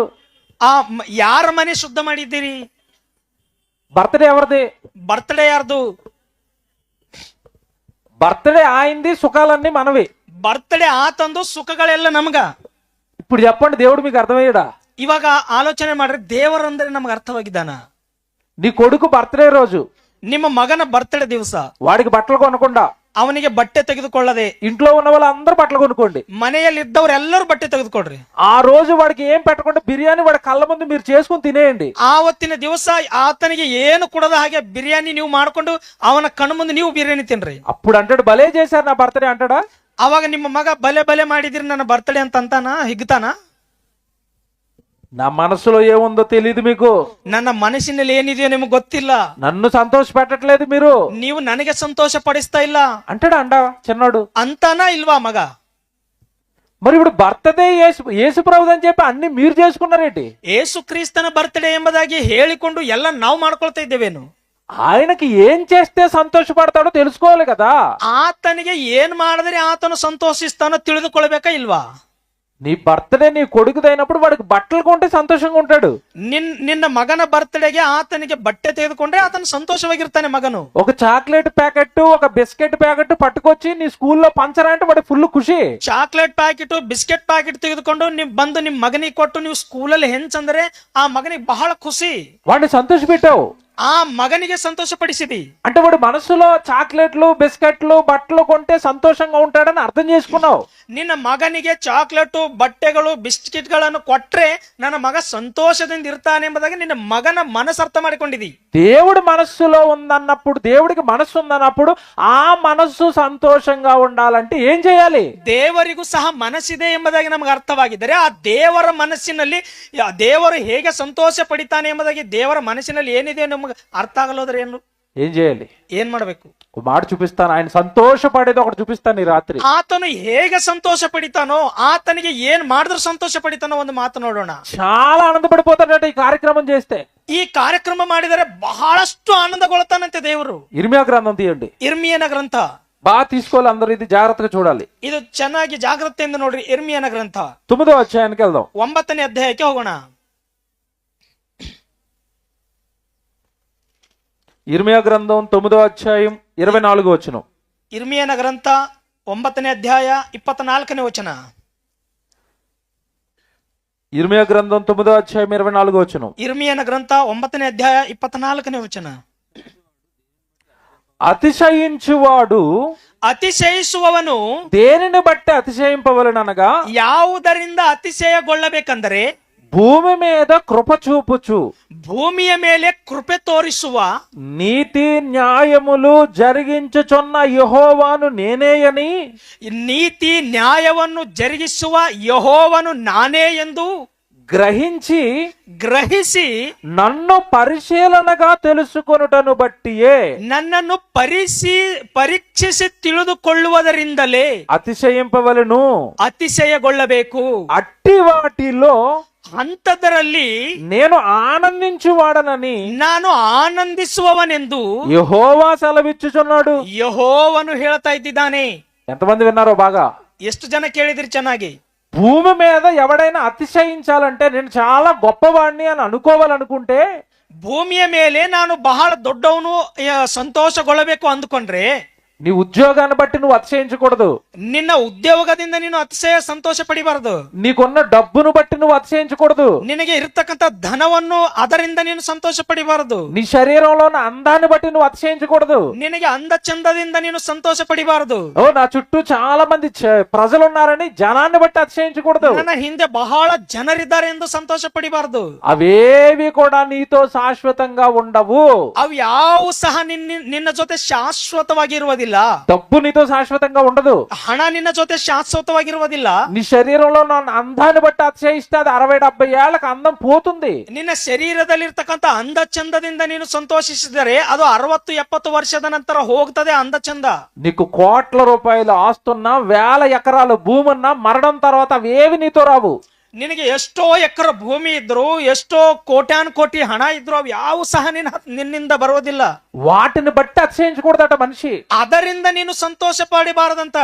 దేనిని బట్టి అతిశయించాలి అంటే, ಯಾವದರಿಂದ ಸಂತೋಷ ಪಡಿಬೇಕಂದ್ರೆ, నన్ను భూమి మీద పుట్టించిన యెహోవా ఉన్నాడు. ನನ್ನನ್ನು ಭೂಮಿ ಮೇಲೆ ಹುಟ್ಟಿಸಿದಂತ ದೇವರಿದ್ದಾನೆ. ఆయన నీతి న్యాయములు జరిగించేవాడు. ಆತನು ನೀತಿ ನ್ಯಾಯವನ್ನು ಕ್ರಮವಾಗಿ ನಡೆಸುವವನು. ఆయనను నేను పరిశీలనగా తెలుసుకోవాలి. ಆತನನ್ನು ನಾನು ಪರೀಕ್ಷಿಸಿ ತಿಳಿದುಕೊಳ್ಳಬೇಕು. అలా ఎవరైతే పరిశీలనగా యెహోవాను తెలుసుకుంటున్నారో వాళ్ళు అతిశయించొచ్చట. ಆ ರೀತಿ ಯಾರಾದರೂ ದೇವರನ್ನು ಪರೀಕ್ಷಿಸಿ ತಿಳಿದುಕೊಳ್ಳುತ್ತಾರೋ ಅವರು ಅತಿಶಯ ಹೊಂದಬೇಕಂತೆ, ಅವರು ಸಂತೋಷ ಪಡಿಬೇಕಂತೆ. అంటే ఇప్పుడు మనిషి దేవుడిని పరిశీలించాలని చెప్తున్నాడు దేవుడు అక్కడ. ದೇವರು ಹೇಳ್ತಾ ಇದ್ದಾನೆ, ದೇವರ ಮನಸ್ಸನ್ನು ದೇವರನ್ನು ಪರೀಕ್ಷಿಸಿ ತಿಳಿದುಕೊಳ್ಳ್ರಿ ನೀವು ಅಂತ ಹೇಳ್ತಾ ಇದ್ದಾನೆ. ఎవరండి దేవుడు? ಯಾರು ದೇವರು? ఏం చేశాడు మా కోసం? ಏನು ಮಾಡಿದ್ದಾನೆ ನಮಗೋಸ್ಕರ ಆತನು? మేము ఎలా బ్రతకాలని కోరుకుంటున్నాడు? ನಾವು ಹೇಗೆ ಭೂಮಿ ಮೇಲೆ ಬದುಕಬೇಕೆಂಬುದಾಗಿ ಅಂದುಕೊಳ್ತಾ ಇದ್ದಾನೆ ದೇವರು. బైబిల్లో దేవుడు నిజంగా 66 పుస్తకాలు రాయించాడు కదా. ఈ 66 పుస్తకాలలో ఏం రాశాడు? ಈ ಬೈಬಲ್ ಅನ್ನು 66 ಪುಸ್ತಕಗಳಾಗಿ ಬರೆಸಿದ್ದಾನಲ್ಲ, ಈ 66 ಪುಸ್ತಕಗಳಲ್ಲಿ ದೇವರು ಏನ್ ಬರೆಸಿದ್ದಾನೆ? ఈ బైబిల్లో 66 పుస్తకాలలో ఏమంటే 39 పుస్తకాలు పాత నిబంధన అంటున్నాడు, 29 పుస్తకాలు 27 పుస్తకాలు కొత్త నిబంధన అంటున్నాడు. 39 ಪುಸ್ತಕಗಳು ಹಳೆ ಒಡಂಬಡಿಕೆ, 27 ಪುಸ್ತಕಗಳು ಹೊಸ ಒಡಂಬಡಿಕೆ ಎಂಬುದಾಗಿ ಹೇಳ್ತಾ ಇದ್ದಾನೆ. అసలు దాన్ని పాత నిబంధన ఎందుకు అన్నాడు, దీన్ని కొత్త నిబంధన ఎందుకు అంటున్నాడు? ಅದಕ್ಕೆ ಹಳೆ ಒಡಂಬಡಿಕೆ ಅಂತ ಯಾಕಂತಿದ್ದಾನೆ, ಇದಕ್ಕೆ ಹೊಸ ಒಡಂಬಡಿಕೆ ಎಂಬುದಾಗಿ ಯಾಕಂತಿದ್ದಾನೆ? దేవుడు ఆ పాత నిబంధనలో చెప్పిన ఆ 39 పుస్తకాలలో ఏమి రాయించాడు? ದೇವರು ಹಳೆ ಒಡಂಬಡಿಕೆ ಪುಸ್ತಕಗಳಲ್ಲಿ 39 ಆ ಪುಸ್ತಕಗಳಲ್ಲಿ ದೇವರು ಏನ್ ಬರೆಸಿದ್ದಾನೆ? మరలా దేవుడు కొత్త నిబంధనకు వచ్చేసరికి దాన్ని ముగించాలంటున్నాడు. కొత్తది ఎందుకు ప్రారంభించాడు? 39 ಪುಸ್ತಕಗಳನ್ನು ಮುಗಿಸಿ ನಾನು 27 ಪುಸ್ತಕವನ್ನು ಅಂದ್ರೆ ಆ ಹೊಸ ಒಡಂಬಡಿಕೆಯನ್ನು ಮತ್ತೆ ನಾನು ಪ್ರಾರಂಭಿಸಿದ್ದೇನೆ ಎಂಬುದಾಗಿ ಹೇಳ್ತಾ ಇದ್ದಾನೆ. అసలు ఏముంది బైబిల్లో? ಏನಿದೆ ಬೈಬಲ್ ಅಲ್ಲಿ? ఎవరైతే ఇలా పరిశీలిస్తారో, ಯಾರಾದರೂ ಈ ರೀತಿ ಆಲೋಚನೆ ಮಾಡಿ ಬೈಬಲ್ ಅನ್ನು ಪರೀಕ್ಷಿಸ್ತಾರೋ, వాక్యాన్ని ఎవరైతే పరిశీలించి చదువుతున్నారో, ಯಾರಾದರೂ ವಾಕ್ಯವನ್ನು ಪರೀಕ್ಷಿಸಿ ಆಲೋಚನೆ ಮಾಡಿ ಓದುತ್ತಾರೋ వాళ్ళ విషయంలో దేవుడు ఆనందపడతాడట. ಅವರ ವಿಷಯದಲ್ಲಿ ದೇವರು ಸಂತೋಷ ಪಡಿತಾನಂತೆ. అట్టి వాటిలో నేను ఆనందించువాడనని యెహోవా సెలవిచ్చాడు. ಅಂತವರ ಮುಖಾಂತರ ನಾನು ಆನಂದ ಹೊಂದುವೆನು ಎಂಬುದಾಗಿ ದೇವರು ಹೇಳ್ತಾ ಇದ್ದಾನೆ. మీరు బాగా అర్థం చేసుకోవాలి దేవుడిని ఇక్కడ. ದೇವರನ್ನು ನೀವು ಚೆನ್ನಾಗಿ ಅರ್ಥ ಮಾಡ್ಕೊಳ್ಬೇಕಿಲ್ಲಿ. ఇదిగో మీ చేతుల్లో ఉంది కదా ఈ బైబిల్, 66 పుస్తకాలు కలిగిన బైబిల్ ఉంది కదా. ಕೈಯಲ್ಲಿ 66 ಪುಸ್ತಕಗಳು ಇರತಕ್ಕಂತ ಈ ಬೈಬಲ್ ಇದೆ ಅಲ್ಲ, ఈ వాక్యాన్ని పరిశీలిస్తే దేవుడు అర్థమవుతాడు. ಈ ವಾಕ್ಯವನ್ನು ನೀವು ಪರೀಕ್ಷಿಸಿದಾಗ ವಾಕ್ಯದಲ್ಲಿರ್ತಕ್ಕಂಥ ದೇವರು ನಮಗೆ ಅರ್ಥವಾಗ್ತಾನೆ. అలా ఎవరైతే పరీక్షిస్తున్నారో, బైబిల్ ఎవరైతే నేర్చుకుంటున్నారో వాళ్ళ విషయంలోనట దేవుడు సంతోషపడిపోతున్నాడట. ಬೈಬಲ್ ಅನ್ನು ಪರೀಕ್ಷಿಸಿ ಬೈಬಲ್ ಅಲ್ಲಿ ಇರ್ತಕ್ಕಂಥ ದೇವರ ಮನಸ್ಸು ಹುಡುಕಿ ಯಾರಾದರೂ ಆ ಬೈಬಲ್ ಅನ್ನು ಪರೀಕ್ಷಿಸ್ತಾ ಇದ್ದಾರೋ ಅವರ ವಿಷಯದಲ್ಲಿ ದೇವರು ಬಹಳಷ್ಟು ಸಂತೋಷಗೊಳ್ತಾನಂತೆ. ఇదిగో ఈ రోజు ఈ 2 దినాలు దేవుణ్ణి సంతోష పెట్టడానికి మేము ఈ సభలు ఏర్పాటు చేసాం. ದೇವರ ಮನಸ್ಸು ದೇವರನ್ನು ಸಂತೋಷ ಪಡಿಸುವುದಕ್ಕೋಸ್ಕರನೇ ಈ 2 ದಿವಸಗಳ ಈ ಕೂಟವನ್ನು ನಾವು ಇಟ್ಟಿದ್ದೇವೆ. చాలా మంది పిల్లలు వస్తారు, ಅನೇಕ ಮಂದಿ ಜನರು ಬರ್ತಾರೆ. వాళ్ళందరికీ బైబిల్లో ఉన్న కొన్ని విషయాలన్నీ 2 దినాలు నేర్పించాలి. ಅನೇಕರಿಗೆ ಈ 2 ದಿವಸಗಳಲ್ಲಿ ಕೆಲವು ವಿಷಯಗಳಾದರೂ ಬೈಬಲ್ ನಿಂದ ಅವರಿಗೆ ತಿಳಿಸಬೇಕು. అలా పిల్లలకి తన మాటలు నేర్పిస్తున్నప్పుడు దేవుడు ఆనందపడతాడు. ದೇವರ ಮಕ್ಕಳಿಗೆ ಆತನ ಮಾತುಗಳನ್ನು ತಿಳಿಸುವಾಗ ಅವರಿಗೆ ಕಲಿಸುವಾಗ ದೇವರು ಸಂತೋಷ ಪಡಿತಾನೆ. ఈ 2 రోజులు సభల నుండి మేము కేవలం దేవుణ్ణి సంతోష పెట్టడానికి పెట్టాం. ಈ 2 ದಿವಸಗಳ ಈ ಕೂಟವನ್ನು ಕೇವಲ ದೇವರಿಗೆ ಸಂತೋಷ ಪಡಿಸುವುದಕ್ಕೋಸ್ಕರ ನಾವು ಈ ಕೂಟವನ್ನು ಏರ್ಪಾటు ಮಾಡಿದ್ದೇವೆ. వాక్యాన్ని పరిశీలిస్తున్నప్పుడు యెహోవా ఆనందంగా ఉంటాడట. ಈ ವಾಕ್ಯವನ್ನು ಪರಿಶೀಲಿಸಿ ಧ್ಯಾನಿಸುವಾಗ ದೇವರು ಸಂತೋಷ ಪಡಿತಾನಂತೆ. ఇప్పుడు చెప్పండి, దేవుడు ఎప్పుడు ఆనందపడతాడు? ಇವಾಗ ಹೇಳ್ರಿ, ದೇವರು ಯಾವಾಗ ಸಂತೋಷ ಪಡಿತಾನೆ? నువ్వు బైబిలును పరిశీలిస్తున్నప్పుడు, ನೀನು ವಾಕ್ಯವನ್ನು ಪರಿಶೀಲನೆ ಮಾಡುವಾಗ, నీవు ఇంట్లో కూర్చుని ప్రతి దినము బైబిల్ చదువుతున్నప్పుడు, ನೀವು ಮನೆಯಲ್ಲಿ ಕುಂತು ಪ್ರತಿ ದಿನ ಬೈಬಲ್ ಅನ್ನು ಸರಿಯಾಗಿ ಓದುವಾಗ, బైబిల్లో ఈ పుస్తకం ఎవరు రాశారు, ಈ ಬೈಬಲ್ ಅಲ್ಲಿ ಈ ಪುಸ್ತಕ ಯಾರು ಬರೆದಿದ್ದಾರೆ, ఎందుకు రాశారు, ಅದು ಯಾಕೆ ಬರೆದಿದ್ದಾರೆ, ఆ పుస్తకంలో దేవుడు మనకి ఏం ಆ చెప్పాలనుకుంటున్నాడు, ಪುಸ್ತಕದಲ್ಲಿ ದೇವರು ನಮಗೆ ಏನ್ ಹೇಳಬೇಕಂತ ಇದ್ದಾನೆ. ఎవరైనా ఇంత ఇష్టంగా బైబిల్ చదువుతారా? ಇಷ್ಟು ಇಷ್ಟಪಟ್ಟು ದೇವರು ಬೈಬಲ್ ಅನ್ನು ಯಾರಾದ್ರೂ ಓದ್ತೀರಾ? దావీదు గారు పలికిన మాట మా అందరికి తెలుసు అంటారు తప్ప ఎవ్వరూ దాన్ని పాటించరు. ದಾವೀದನು ನುಡಿದ ಮಾತು ನಮ್ಮೆಲ್ಲರಿಗೂ ಗೊತ್ತಂತೇವೆ, ಆದ್ರೆ ಆ ಮಾತು ಯಾರೂ ಮನಸ್ಸಿಗೆ ಹಿಡಿಸಿಲ್ಲ. ఏ పాట? ఏ మాట? ಯಾವ ಮಾತದು? దివారాత్రములు ధ్యానించువాడు, ರಾತ್ರಿ ಹಗಲು ಆತನ ಮಾತನ್ನು ಧ್ಯಾನಿಸುವವನು. చెప్పండి, ಹೇಳ್ರಿ, ಎಷ್ಟೋ ಧನ್ಯನು. బా అందరికి తెలుసు. ಎಲ್ಲರಿಗೆ ಮಾತು ಗೊತ್ತು. ధ్యానించిన వాడు ధన్యుడు అని తెలుసు. ವಾಕ್ಯವನ್ನು ಧ್ಯಾನಿಸುವವನು ಧನ್ಯನು ಎಂಬುದಾಗಿ ಗೊತ್ತು. ధన్యుడు అనగానే ఆశీర్వదింపబడిన వాడు అని. ಧನ್ಯನು ಅಂದ ತಕ್ಷಣ ಆಶೀರ್ವಾದ ಹೊಂದಿದವನು ಎಂಬುದಾಗಿ ಅರ್ಥ ಮಾಡಿಕೊಂಡಿದೆ. దేవారాత్రాలు ధ్యానించిన వాడు ధన్యుడు అని తెలుసు తప్ప ఆ ధన్యత మాకొద్దు. ಆ ರಾತ್ರಿ ಹಗಲು ಧ್ಯಾನಿಸುವವನು ಧನ್ಯನು ಎಂಬುದಾಗಿ ಮಾತ್ರ ಗೊತ್ತು, ಆದ್ರೆ ಆ ಧನ್ಯತೆ ನಮಗೆ ಬೇಡ ಅಂತೀವಿ. ఎందుకొద్దు? ಯಾಕೆ ಬೇಡ? బైబిల్ మాకేమొస్తుంది చదివితే? ಬೈಬಲ್ ಓದಿದಾಗ ನಮಗೇನ್ ಬರ್ತದೆ? సభకొచ్చి కూర్చుని వాక్యం వింటే మాకేమొస్తుంది? ಈ ಮೀಟಿಂಗ್ಗೆ ಬಂದು ವಾಕ್ಯವನ್ನು ಕೇಳಿದ್ರೆ ನಮಗೇನ್ ಬರ್ತದೆ? నీకేమీ రాదనుకుంటున్నావేమో. ನಿನಗೇನು ಬರೋದಿಲ್ಲ ಅಂದ್ಕೊಳ್ತಾ ಇದ್ದೀಯೇನೋ. ఈ కార్యక్రమంలో నువ్వు కూర్చుంటే నిన్ను బట్టి ఇప్పుడు దేవుడు చాలా సంతోషపడుతున్నాడు. ಈ ಸ್ಥಳದಲ್ಲಿ ಕುಂತು ನೀನು ವಾಕ್ಯವನ್ನು ಕೇಳುವಾಗ ದೇವರ ವಾಕ್ಯ ಸ್ಪಷ್ಟವಾಗಿ ಮನಸ್ಪೂರ್ವಕವಾಗಿ ನೀನು ವಾಕ್ಯ ಕೇಳ್ತಾ ಇದ್ದೀಯ. ಅದಕ್ಕೋಸ್ಕರ ಆ ದೇವರು ನಿನ್ನಿಂದ ಬಹಳಷ್ಟು ಸಂತೋಷ ಪಡಿತಾ ಇದ್ದಾನೆ. నిన్ను బట్టి ఈ రోజు సంతోషిస్తున్నాడు దేవుడు. ನಿನ್ನಿಂದ ದೇವರು ಈ ಕ್ಷಣದಲ್ಲಿ ಆತನು ಸಂತೋಷ ಪಡಿತಾ ಇದ್ದಾನೆ. ఎవడో మాట్లాడుతాను, ಒಂದು ಮಾತು ಕೇಳ್ತೀನಿ. ఈ రోజు సభ లేదనుకోండి, ఇక్కడ ಇವತ್ತಿನ ದಿವಸ ಇಲ್ಲಿ ಮೀಟಿಂಗ್ ಇಲ್ಲ ಅಂತ ತಿಳ್ಕೊರಿ. మీరు అందరూ ఏం చేస్తారో చెప్పాలి. ನೀವೆಲ್ಲರೂ ಏನ್ ಮಾಡ್ತೀರಿ ಹೇಳ್ರಿ ಒಂದ್ಸರಿ. ఏం చేస్తారు? ಏನ್ ಮಾಡ್ತೀರಾ? టీవీ చూస్తారు, ಟಿವಿ ನೋಡ್ತೀರಿ, సెల్ ఫోన్ చూస్తారు, ಮೊಬೈಲ್ ಫೋನ್ ಅನ್ನು ನೋಡ್ತೀರಿ. కొంతమంది ఇప్పటికే తినేసి ಈ ಟೈಮಿಗೆ ಕೆಲವರು ಊಟ ಮಾಡ್ಕೊಂಡು ಮಲಗುತ್ತಾರೆ. అంతేనా? ಅಷ್ಟೇ ಅಲ್ಲ, నువ్వు సెల్ ఫోన్ చూస్తే టీవీ చూస్తే నువ్వు నిద్రపోతే దేవుడు సంతోషపడతాడా? ನೀನು ಟಿವಿ ನೋಡಿದರೆ ಮೊಬೈಲ್ ಫೋನ್ ಅನ್ನು ನೋಡಿದರೆ ನೀನು ಊಟ ಮಾಡಿ ಮಲ್ಕೊಂಡ್ರೆ ದೇವರು ಸಂತೋಷ ಪಡಿತಾನ? తన వాక్యాలను పరిశీలిస్తే సంతోషపడతాడు. ಆತನ ಮಾತುಗಳನ್ನು ಆತನ ವಾಕ್ಯವನ್ನು ನೀನು ಧ್ಯಾನಿಸುವಾಗ ಆತನು ಸಂತೋಷ ಪಡಿತಾನೆ. యేసు ప్రభు కూడానండి బైబిల్ అంతటిలో ఆయన సంతోషపడిన ఒకే ఒక సందర్భం ఉంటుందండి, అది కూడా చూపిస్తాను ఇప్పుడు. ಅನ್ನ బైబిల్ మొత్తంలో యేసుక్రీస్తుల వారు సంతోషపడిన సందర్భం ఒకటి ఉంది.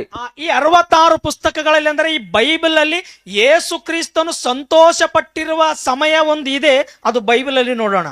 ఆ ఒక్క సమయంలో నేను చాలా ఆనందపడ్డానండి ಅದು ప్రభు. ಒಂದೇ ಸಮಯದಲ್ಲಿ ಆ ಯೇಸು ಕ್ರಿಸ್ತನ್ ಹೇಳ್ತಾನೆ, ನನಗೆ ಬಹಳ ಸಂತೋಷವಾಗಿದೆ ಅಂತ ಹೇಳ್ತಾನೆ.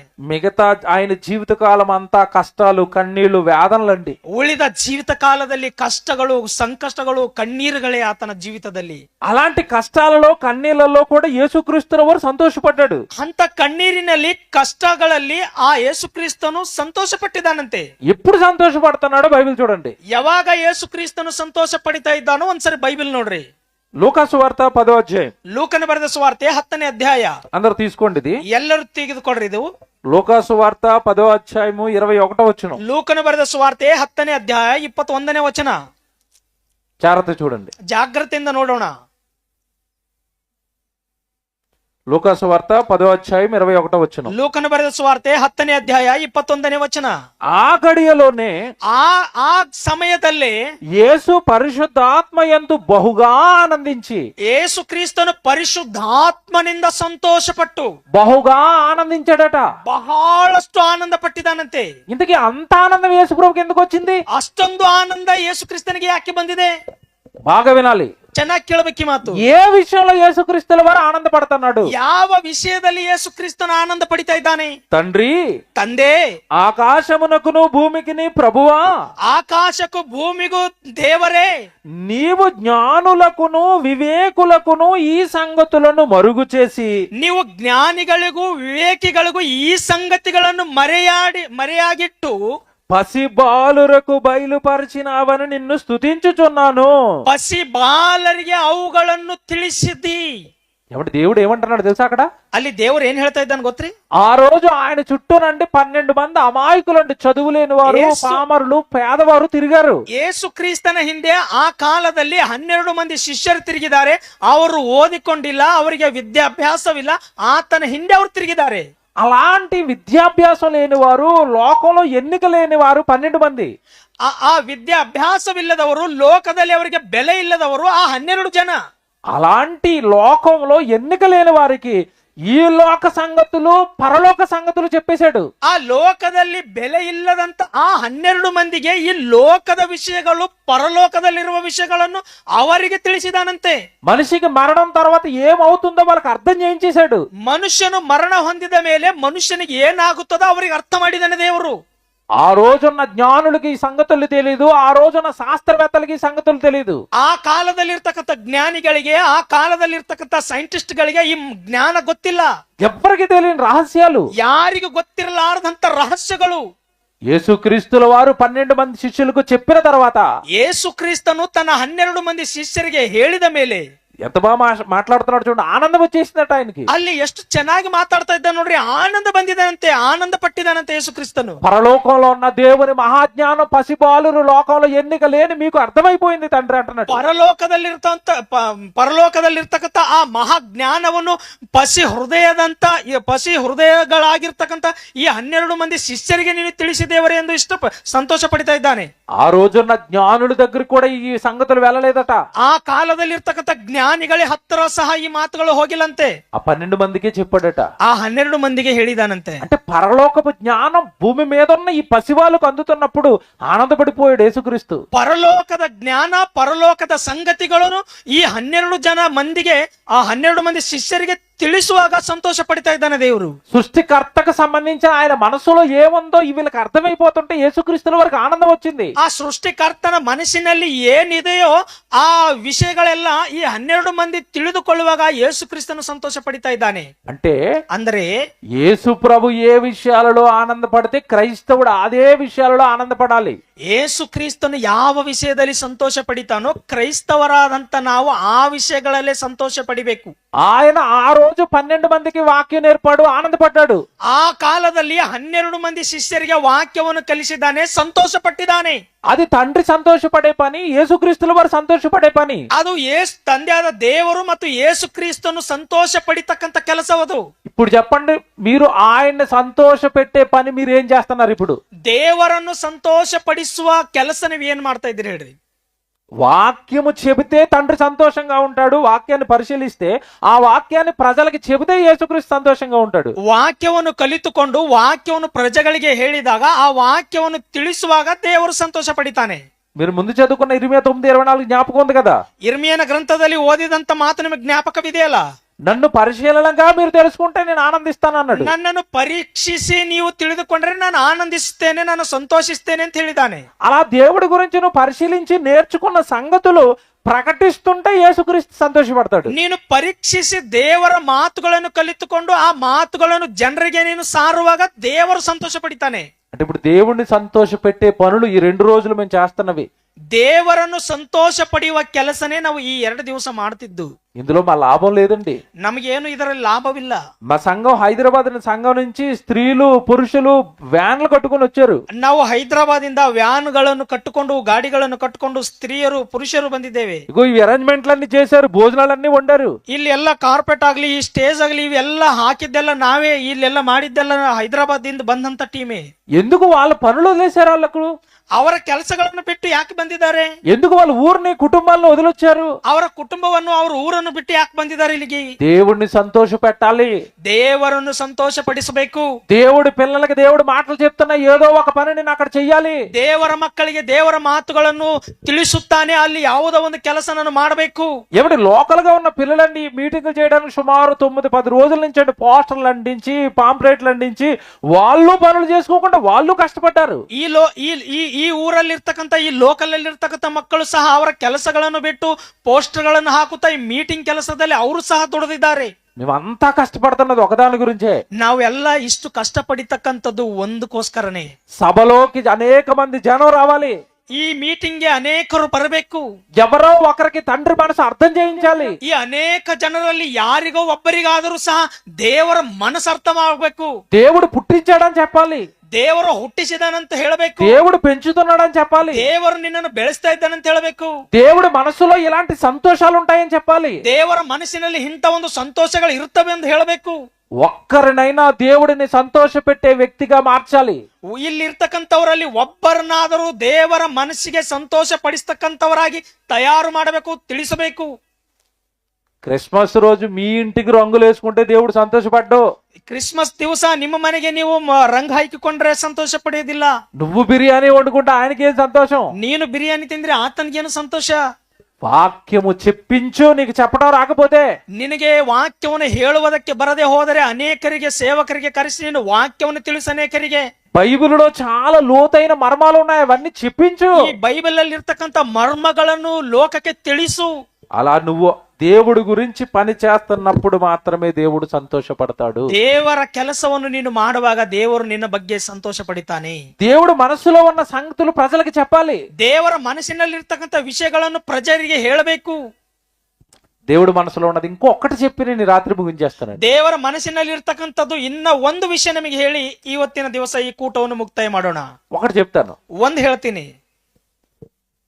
హాస్పిటల్కి వెళ్తారండి చాలా మంది. ಅನೇಕರು ಆ ಹಾಸ್ಪಿಟಲ್ಗಳಿಗೆ ಹೋಗ್ತಾರೆ. ಆಯಾ ಸಂದರ್ಭದಲ್ಲಿ ఏదో జబ్బు వచ్చింది, ಯಾವುದೋ ಒಂದು ಕಾಯಿಲೆ ಬಂದಿದೆ, డాక్టర్ గారి దగ్గరికి వెళ్ళారు. ಡಾಕ್ಟರ್ ಹತ್ರಕ್ಕೆ ಹೋಗ್ತಾರೆ. రక్త పరీక్షలు, తర్వాత ఎక్స్రేలు, స్కానింగ్లు అన్ని చేశాడు. ರಕ್ತ ಪರೀಕ್ಷೆ, ಎಕ್ಸ್ರೇ ಮತ್ತು ಸ್ಕ್ಯಾನಿಂಗ್ ಎಲ್ಲ ಮಾಡಿಸಿದ್ದಾರೆ. ఏం పర్వాలేదమ్మా, చిన్న రోగమే 4 రోజుల్లో తగ్గిపోద్ది అన్నాడు. ಏನ್ ಪರವಾಗಿಲ್ಲ, ಬಹಳ ಚಿಕ್ಕ ಕಾಯಿಲೆನೆ 4 ದಿವಸದಲ್ಲಿ ಕಡಿಮೆ ಆಗ್ತದೆ, ಹೋಗ್ರಿ ಅಂದಾರ ಅಂತ ತಿಳ್ಕೊರಿ. అప్పుడు దేవుడు జ్ఞాపకం వస్తాడా? ಅವಾಗ ದೇವ್ರು ನಮಗ್ ನೆನಪು ಬರ್ತಾನ? అవసరం లేదు. ನಮಗ್ ಅವಶ್ಯಕತೆ ಇಲ್ಲ. ఎందుకంటే ఇక్కడ డాక్టర్ గారు భరోసా ఇచ్చేశాడు. ಯಾಕಂದ್ರೆ ಇಲ್ಲಿ ಡಾಕ್ಟರ್ ಹೇಳಿದಾರೆ, ಏನು ಚಿಂತೆ ಮಾಡಬೇಡ, 4 ದಿವಸದಲ್ಲಿ ಕಡಿಮೆ ಆಗ್ತದೆ ಅಂತ ಹೇಳಿದಾರೆ. ಡಾಕ್ಟರ್ ಭರವಸೆ ಕೊಟ್ಟಿದ್ದಾರೆ. సో ఇప్పుడు మనకి దేవుడితో పని లేదు. ಅದಕ್ಕ ದೇವರಿಂದ ನಮ್ಗೆ ಏನ್ ಕೆಲಸ ಇಲ್ಲ. ಇವಾಗ అదే ಡಾಕ್ಟರು నీకు రోగం ముదిరిపోయింది, 4 రోజుల్లో చచ్చిపోతావు అన్నాడు. ನಿನಗೆ ರೋಗ ಮುದುರಿ ಹೋಗಿದೆ, ಅದು ನೀನು 1 ತಿಂಗಳಲ್ಲೇ ಸಾಯ್ತಿ ಅಂತ ಹೇಳ್ದಾನಂತ ತಿಳ್ಕೊರಿ. అప్పుడు ఎవరు జ్ఞాపకం వస్తారు? ಅವಾಗ ಯಾರು ಜ್ಞಾಪಕ ಬರ್ತಾರೆ? చూసారా? ಅವಾಗ ಯಾರು ಜ್ಞಾಪಕ ಬರ್ತಾರೆ? మందులతో తగ్గిపోతే డాక్టర్ దేవుడు. ಆ ಡಾಕ್ಟರ್ ಕೊಡ್ತಕ್ಕಂತ ಔಷಧಗಳಿಂದ ಕಾಯಿಲೆ ಕಡಿಮೆ ಆದ್ರೆ ಡಾಕ್ಟರೇ ದೇವ್ರು. డాక్టర్ చేతులు ఎత్తేస్తే అప్పుడు దేవుడు. ಡಾಕ್ಟರ್ ಕೈ ಮೇಲ್ ಮಾಡ್ದನಂತ ತಿಳ್ಕೊರಿ, ಅವಾಗ ದೇವ್ರು ಬೇಕು ನಮ್ಗೆ. ఇదేనా మనం? ಇದೇ ಅಲ್ಲ ನಾವು. మనిషి దేవుడితో ఆడుతున్న డబల్ గేమ్ ఇది. ದೇವರ ಜೊತೆ ಮನುಷ್ಯನು ಆಡ್ತಕ್ಕಂತ ಡಬಲ್ ಗೇಮ್ ಇದು. గేమ్ ఆడుతున్నాడు. ಮನುಷ್ಯನು ದೇವರ ಜೊತೆ ಗೇಮ್ ಆಡ್ತಾ ಇದ್ದಾನೆ. మనుషుల వల్ల నా సమస్యలు తీరిపోతే నువ్వు అవసరం లేదు. ಮನುಷ್ಯರಿಂದ ನಿನ್ನ ಅವಶ್ಯಕತೆಯನ್ನು ತೀರಿದರೆ ನೀ ದೇವ್ರು ಬೇಡ. మనుషులందరూ చేతులు ఎత్తేస్తే అప్పుడు నువ్వు కావాలి. ಮನುಷ್ಯರೆಲ್ಲರೂ ಕೈ ಮೇಲ್ ಮಾಡಿದ್ರೆ ದೇವ್ರು ಬೇಕು ನಮ್ಗೆ. నిజమా కాదండి ఇది? ಇದು ನಿಜವಾ ಅಲ್ವಾ? ఏమంటే ఈ విషయంలో దేవుడు సంతోషపడతాడా? ಈ ವಿಷಯದಲ್ಲಿ ದೇವ್ರು ಸಂತೋಷ ಪಡಿತಾನ? ఆనందపడతాడా? ಆನಂದಿಸ್ತಾನ? ఇలాంటి భక్తి దేవుడికి నచ్చుతుందా? ಇಂಥ ಒಂದು ಭಕ್ತಿ ದೇವರಿಗೆ ಇಷ್ಟವಾಗ್ತದ? నీకు సంతోషం వచ్చినా, నీకు ఆనందం వచ్చినా, నీ జీవితంలో ఏం జరిగినా ప్రతి దాంట్లోనూ దేవుడు ఉండాలి. ನೀನು ಸಂತೋಷದಲ್ಲಿರ್ಲಿ, ನೀನು ಕಣ್ಣೀರಿನಲ್ಲಿರ್ಲಿ, ನೀನು ಕಷ್ಟದಲ್ಲಿರ್ಲಿ, ಯಾವ ಪರಿಸ್ಥಿತಿಯಲ್ಲಿ ನೀನಿದ್ದರೂ ಆ ಪರಿಸ್ಥಿತಿಗಳಲ್ಲಿ ದೇವರನ್ನು ಮಹಿಮೆ ಪಡಿಸ್ಬೇಕು. ನೀನು మాట్లాడుతాను మిమ్మల్ని. ಒಂದು ಮಾತು ಕೇಳ್ತೀನಿ ನಿಮಗೆ. మీరు ఎప్పుడైనా హాస్పిటల్కి వెళ్ళండి. ನೀವು ಯಾವಾಗಾರ ಹಾಸ್ಪಿಟಲ್ಗೆ ಹೋದ್ರಿ ಅಂತ ತಿಳ್ಕೊರಿ, ఈ బెడ్ మీద పడుకున్న అతను క్రిస్టియన్ అని ఈజీగా చెప్పొచ్చు మనం. ಈ ಬೆಡ್ ಮೇಲೆ ಮಲಗಿಕೊಂಡವನು ಕ್ರಿಶ್ಚಿಯನ್ ಎಂಬುದಾಗಿ ಈಜಿಯಾಗಿ ಹೇಳಬಹುದು. ఎలా చెప్తాను చెప్పండి? ಹೇಗೆ ಹೇಳ್ತೇವೆ ಹೇಳ್ರಿ? క్రిస్టియన్ అని మనం ఎలా గుర్తుపడతాం? ಕ್ರಿಶ್ಚಿಯನ್ ಅಂತ ಎಂಬುದಾಗಿ ನಾವು ಹೇಗೆ ಅವರನ್ನು ಗುರುತಿಸ್ತೀವಿ? నెత్తి దగ్గర ఏముంటది? ಆ ಬೆಡ್ ಮೇಲೆ ಮಲಗಿದಾಗ ತಲೆ ಹತ್ರ ಏನಿರ್ತದೆ? ఏం పెట్టారు? ಏನಿಕ್ಕಿದ್ದಾರೆ? బైబిల్ పెట్టారు. ಬೈಬಲ್ ಇಕ್ಕಿದ್ದಾರೆ ಅಲ್ಲಿ. ఆరోగ్యంగా ఉన్నప్పుడు ఎప్పుడైనా బైబిల్ చదివాడా? ಆರೋಗ್ಯದಿಂದಿರುವಾಗ ಯಾವಾಗಾದ್ರೂ ಬೈಬಲ್ ಓದಿದಾನ? చదవడు. ಅವಾಗ ಏನು ಬೈಬಲ್ ಓದಲ್ಲ. అనారోగ్యం వచ్చి బెడ్ ఎక్కగానే బైబిల్ నెత్తి దగ్గర ఉండాలా?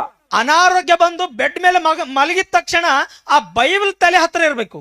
ಭಕ್ತಿ ಇದು, ಪ್ರಾರ್ಥನೆ ಇದು. బైబిల్ పక్కనే ఉండాలి. బైబిల్ పక్కದಲ್ಲೇ ಇರ್ಬೇಕು. ಅವಾಗ ఎందుకు ఇంత దగ్గరగా ఉన్నాడు దేవుడు కంటే ఇప్పుడు ప్రాబ్లం లో ఉన్నాడు కనుక.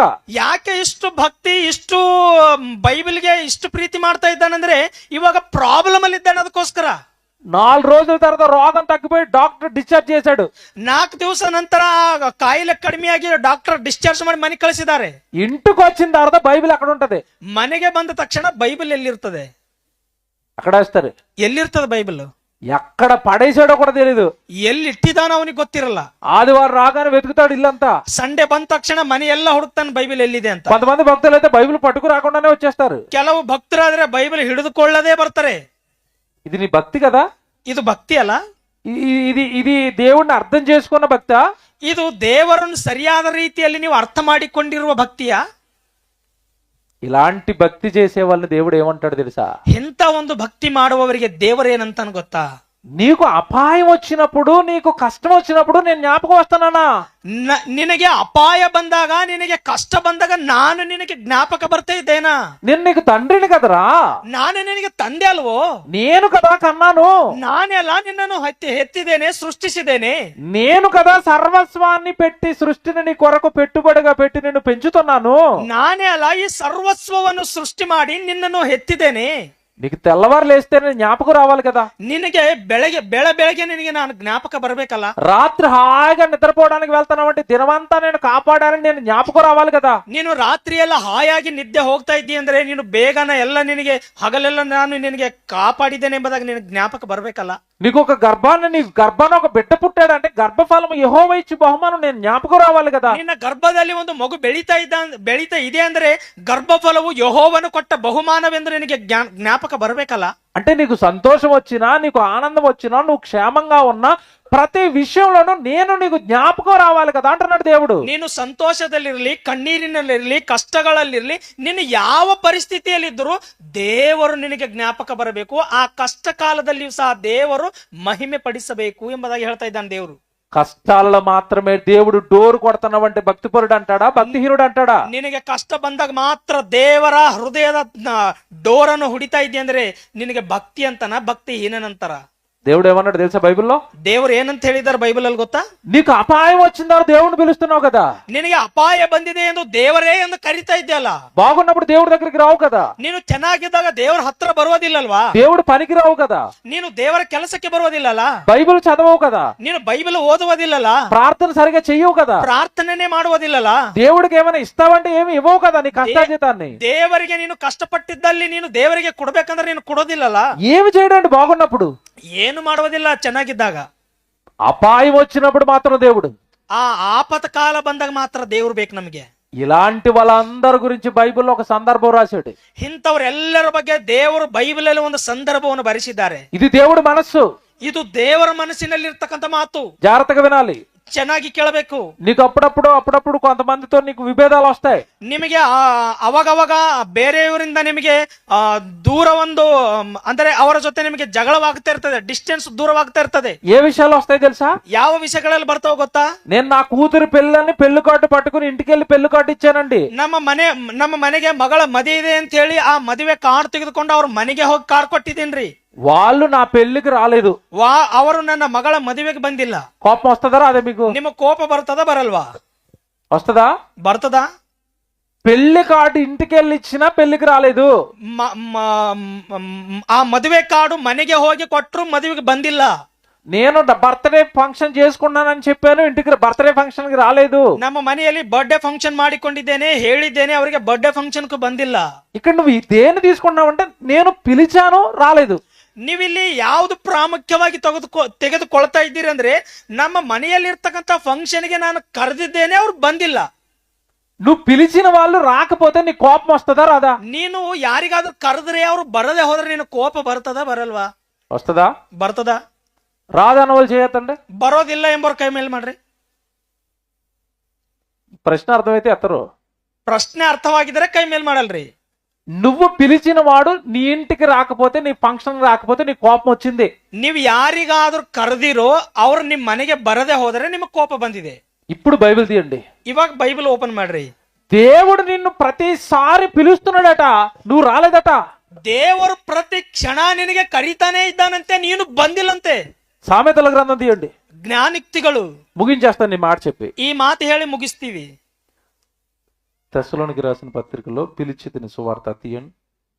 సామెతల గ్రంథం తీయండి. ಜ್ಞಾನುಕ್ತಿಗಳು మొదటి అధ్యాయం. ಮೊದಲನೇ ಅಧ್ಯಾಯ. అందరు బాగా తీసుకోండి, ಇದು ಚೆನ್ನಾಗಿ ತೆಗೆದು ನೋಡ್ರಿ ಎಲ್ಲರೂ. సామెతల గ్రంథం మొదటి అధ్యాయము. ಜ್ಞಾನುಕ್ತಿಗಳು ಮೊದಲನೇ ಅಧ್ಯಾಯ 25 చదువుదాం. 25ನೇ ವಚನ ಓದೋಣ. ఇంకా పైన క్షమించండి 23. 23ರಿಂದ ಓದೋಣ. అందరు చూడాలి బైబిల్. ಎಲ್ಲರೂ ನೋಡ್ಬೇಕಾ ಬೈಬಲ್? సామెతల గ్రంథం మొదటి అధ్యాయం 23వ వచనం. ಜ್ಞಾನುಕ್ತಿಗಳು ಮೊದಲನೇ ಅಧ್ಯಾಯ 23ನೇ ವಚನ. నా గద్దింపు విని తిరుగుడి. ನನ್ನ ನನ್ನ ಗದ್ದರಿಕೆಯನ್ನು ಕೇಳಿ ನೀವು ನನ್ನ ಕಡೆಗೆ ತಿರುಗಿರಿ. నేను పుట్టించాను, నన్ను విడిచి నువ్వు లోకంలో తిరుగుతున్నావు. నా గద్దింపు విని నా వైపు తిరుగు. ನಾನು ನಿನಗೆ ಹುಟ್ಟಿಸಿದ್ದೇನೆ, ನನ್ನ ಗದ್ದರಿಸುವಿಕೆಯನ್ನು ನೀನು ಕೇಳಿ ನನ್ನ ಕಡೆಗೆ నా వైపు తిరుగు. ನನ್ನ ಕಡೆಗೆ ತಿರುಗು. నా గద్దింపు విను. ನನ್ನ ಗದ್ದರಿಸಿಕೆಯನ್ನು ಕೇಳು. ನನ್ನ ಸಿಟ್ಟನ್ನು ಅಥವಾ ನನ್ನ ಕೋಪವನ್ನು ಕೇಳು. దేవుడు మనిషిని గద్దిస్తాడట. ದೇವರು ಮನುಷ್ಯರನ್ನು ಗದ್ದಿಸ್ತಾ ಇದ್ದಾನೆ. నేనిచ్చిన ఆ జీవితాన్ని ఎందుకు పాడు చేస్తున్నావు అని గద్దిస్తున్నాడు. ನಾನು ನಿನಗೆ ಕೊಟ್ಟಿರುವ ಜೀವಿತವನ್ನು ಯಾಕೆ ನೀನು ಹಾಳು ಮಾಡ್ಕೊಳ್ತಾ ಇದ್ದೀಯ ಎಂದು ಗದ್ದಿಸ್ತಾ ಇದ್ದಾನೆ ದೇವರು. నా గద్దింపు విను తిరుగుడి. ನನ್ನ ಗದ್ದಿರಿಸಿಕೆಯನ್ನು ಕೇಳಿ ನನ್ನ ಕಡೆಗೆ ನೀನು ತಿರುಗು. ఆలకించుడి. ಕಿವಿಯಿಂದ ಕೇಳು. నా ఆత్మ మీ మీద కుమ్మరించుదును. ನನ್ನ ಆತ್ಮವು ನಿನ್ನ ಮೇಲೆ ಸುರಿಸುವೆನು. నా ఉపదేశమును మీకు తెలియజేసేదను. ನನ್ನ ಉಪದೇಶಗಳನ್ನು ನಿನಗೆ ತಿಳಿಸುವೆನು. నేను పిలవగా మీరు వినకపోతిరి. ನಾನು ಕರೆದಾಗ ನೀವು ಕೇಳದೆ ಹೋಗಿದ್ದೀರಿ. దేవుడు మనల్ని ఏం చేశాడట? ದೇವರು ನಮಗೆ ಏನ್ ಮಾಡಿದ್ದಾನಂತೆ? పిలిచాడట. ನಮಗೆ ಕರೆದಿದ್ದಾನಂತೆ. మనం వింటం లేదట. ನಾವು ಆತನ ಮಾತು ಕೇಳ್ತಲಿಲ್ಲಂತ. ఈ సభలున్నాయని ఈ హుమ్నాబాద్ ప్రాంతం, ఈ గ్రామం మొత్తాన్ని పిలిచారు. ಈ ಹುಮ್ನಾಬಾದ್ ಪ್ರಾಂತದಲ್ಲಿ ಈ ಮೀಟಿಂಗ್ ಇದೆ ಅಂತ ಹೇಳಿ ಈ ಹುಮ್ನಾಬಾದ್ ಗ್ರಾಮಕ್ಕೆ ಎಲ್ಲಕ್ಕೂ ಕರೆದಿದ್ದಾರೆ. అందరూ వచ్చారా? ಎಲ್ಲರೂ ಬಂದಿದ್ದಾರಾ? మీ కొద్ది మంది వచ్చారు. ಕೆಲವರು ಮಾತ್ರ ಬಂದಿದ್ದೀರಿ. అంటే ఈ పట్టణం మొత్తాన్ని పిలిస్తే మీరు కొద్దిమంది విన్నారు ఆ పిలుపు. ಈ ಊರಿಗೆ ಎಲ್ಲರಿಗೂ ಕರೆದ್ರೆ ಆ ಊರಲ್ಲಿ ಕೆಲವರು ಮಾತ್ರ, ಅಂದ್ರೆ ನೀವು ಬಂದಿರುವವರು ಮಾತ್ರ ಕೇಳಿದಿರಿ ಮಾತು. దేవుడు ఎలా పిలుస్తాడు? ದೇವರು ಹೇಗೆ ಕರಿತಾನೆ? తన ఉపదేశములతో, తన వాక్యముతో మనుషులను పిలుస్తాడు. ದೇವರು ತನ್ನ ವಾಕ್ಯದಿಂದ ಮನುಷ್ಯರನ್ನು ಕರಿತಾನೆ. పైన చెప్తున్నాడు చూడండి, ನೋಡ್ರಿ, నా ఉపదేశములను మీకు తెలిపెదను. ನನ್ನ ಉಪದೇಶಗಳನ್ನು ನಾನು ನಿಮಗೆ ತಿಳಿಸುವೆನು. నేను పిలవగా మీరు వినకపోతిరి. ನಾನು ಕರೆದಾಗ ನೀವು ಕೇಳದೆ ಹೋಗಿದ್ದೀರಿ. నా చెయ్యి చాపగా ఎవడునూ లక్ష్య పెట్టకపోయిరి. ನನ್ನ ಕೈಗಳನ್ನು ಚಾಚಿದಾಗ ನನ್ನನ್ನು ಯಾರು ಲಕ್ಷ್ಯ ಮಾಡಿಲ್ಲ. నేను చెప్పిన బోధ ఏమియు మీరు వెనక త్రోసివేసితిరి. ನಾನು ಹೇಳುವ ಬೋಧನೆಯನ್ನು ನೀವು ಯಾರು ಕೇಳದೆ ಅದನ್ನು ತಿರಸ್ಕಾರ ಮಾಡಿದಿರಿ. దేవుడు చెప్పిన బోధను తోసేస్తున్నాడట మనిషి. ದೇವರು ಹೇಳುವ ಜ್ಞಾನ ಸಂಗತಿಗಳನ್ನು ತಿರಸ್ಕಾರ ಮಾಡ್ತಾ ಇದ್ದಾನಂತೆ ಮನುಷ್ಯನು. దేవుడు మాటలు వినటం లేదట, పట్టించుకోవటం లేదట. ದೇವರ ಮಾತು ಕೇಳ್ತಲಿಲ್ಲಂತ, ಮನಸ್ಸಿಗೆ ಹಿಡಿಸ್ತಾ ಇಲ್ಲಂತ. తర్వాత మళ్ళా అంటున్నాడు, నేను గద్దింపగా లోబడకపోతిరి. ನಾನು ನಿಮಗೆ ಗದ್ದಿಸುವಾಗ ನೀವು ನನಗೆ ವಿಧೇಯತೆ ತೋರಿಸಿಲ್ಲ. బాగా వినాలి, ಚೆನ್ನಾಗಿ ಕೇಳಬೇಕು. ఒక సేవకుడు నిలబెడుతున్నాడు. ಒಂದು ಸೇವಕನಿಗೆ ನಿಲ್ಲಿಸಿದಾನೆ. రండి ఆదివారం ఆరాధన జరుగుతుంది, దేవుడి మాటలు వినండి అంటున్నాడు. ಬರ್ರಿ ಆರಾಧನೆ, ಭಾನುವಾರ ದಿವಸ, ಸಂಡೆ ದಿವಸ ಚರ್ಚಿನಲ್ಲಿ ಆರಾಧನೆ ನಡೀತಾ ಇದೆ. ఉపవాస ప్రార్థనలు జరుగుతున్నాయి, రండి వాక్యం వినండి అంటున్నాడు. ಉಪವಾಸ ಪ್ರಾರ್ಥನೆಗೆ ಬರ್ರಿ, ವಾಕ್ಯ ಕೇಳ್ರಿ ಅಂತ ಹೇಳ್ತಾ ಇದ್ದಾರೆ ಸೇವಕರು. బైబిల్ క్లాసులు జరుగుతున్నాయి, రండి వాక్యం వినండి అంటున్నాడు. ಬೈಬಲ್ ಕ್ಲಾಸಿಗೆ ಬರ್ರಿ, ನೀವು ವಾಕ್ಯವನ್ನು ಕೇಳ್ರಿ, ವಾಕ್ಯವನ್ನು ಕಲಿತುಕೊಡ್ರಿ ಅಂತ ಹೇಳಿ ಹೇಳ್ತಾ ಇದ್ದಾರೆ ಸೇವಕರು. ఇంతకాలం మీరు అనుకుంటున్నారు ఇతను సేవకుడు పిలుస్తున్నాడు అని, కాదట, దేవుడు పిలుస్తున్నాడట. ನೀವು ಇಷ್ಟ ಕಾಲ ನೀವು ಅಂದ್ಕೊಂಡಿದ್ದೀರಿ ಫಲಾನೆ ಸೇವಕರು ನಮ್ಮ ಕರೆದಿದ್ದಾರೆ ಅಂತ ನೀವು ಅನ್ಕೊಳ್ತಾ ಇದ್ದೀರಿ. ಆದ್ರೆ ದೇವರು ಹೇಳ್ತಾ ಇದ್ದಾನೆ, ಸೇವಕರಲ್ಲ, ಅವರಲ್ಲಿದ್ದು ನಾನೇ ನಿಮಗೆ ಕರಿತಾ ಇದ್ದಾನೆ ಅಂತ ಹೇಳ್ತಾ ಇದ್ದಾನೆ. నేను పిలుస్తున్నాను నా సన్నిధికి రండి అని. ನಾನು ಕರಿತಾ ಇದ್ದೇನೆ, ನನ್ನ ಸನ್ನಿಧಿಗೆ ನೀವು ಬರ್ರಿ ಎಂದು. నేను మిమ్మల్ని చేతులు చాపి మరి లక్ష్య పెడుతున్నాను. ನಾನು ನನ್ನ 2 ಕರೆಗಳನ್ನು ಚಾಚಿ ನಿಮಗೆ ಕರಿತಾ ಇದ್ದೇನೆ.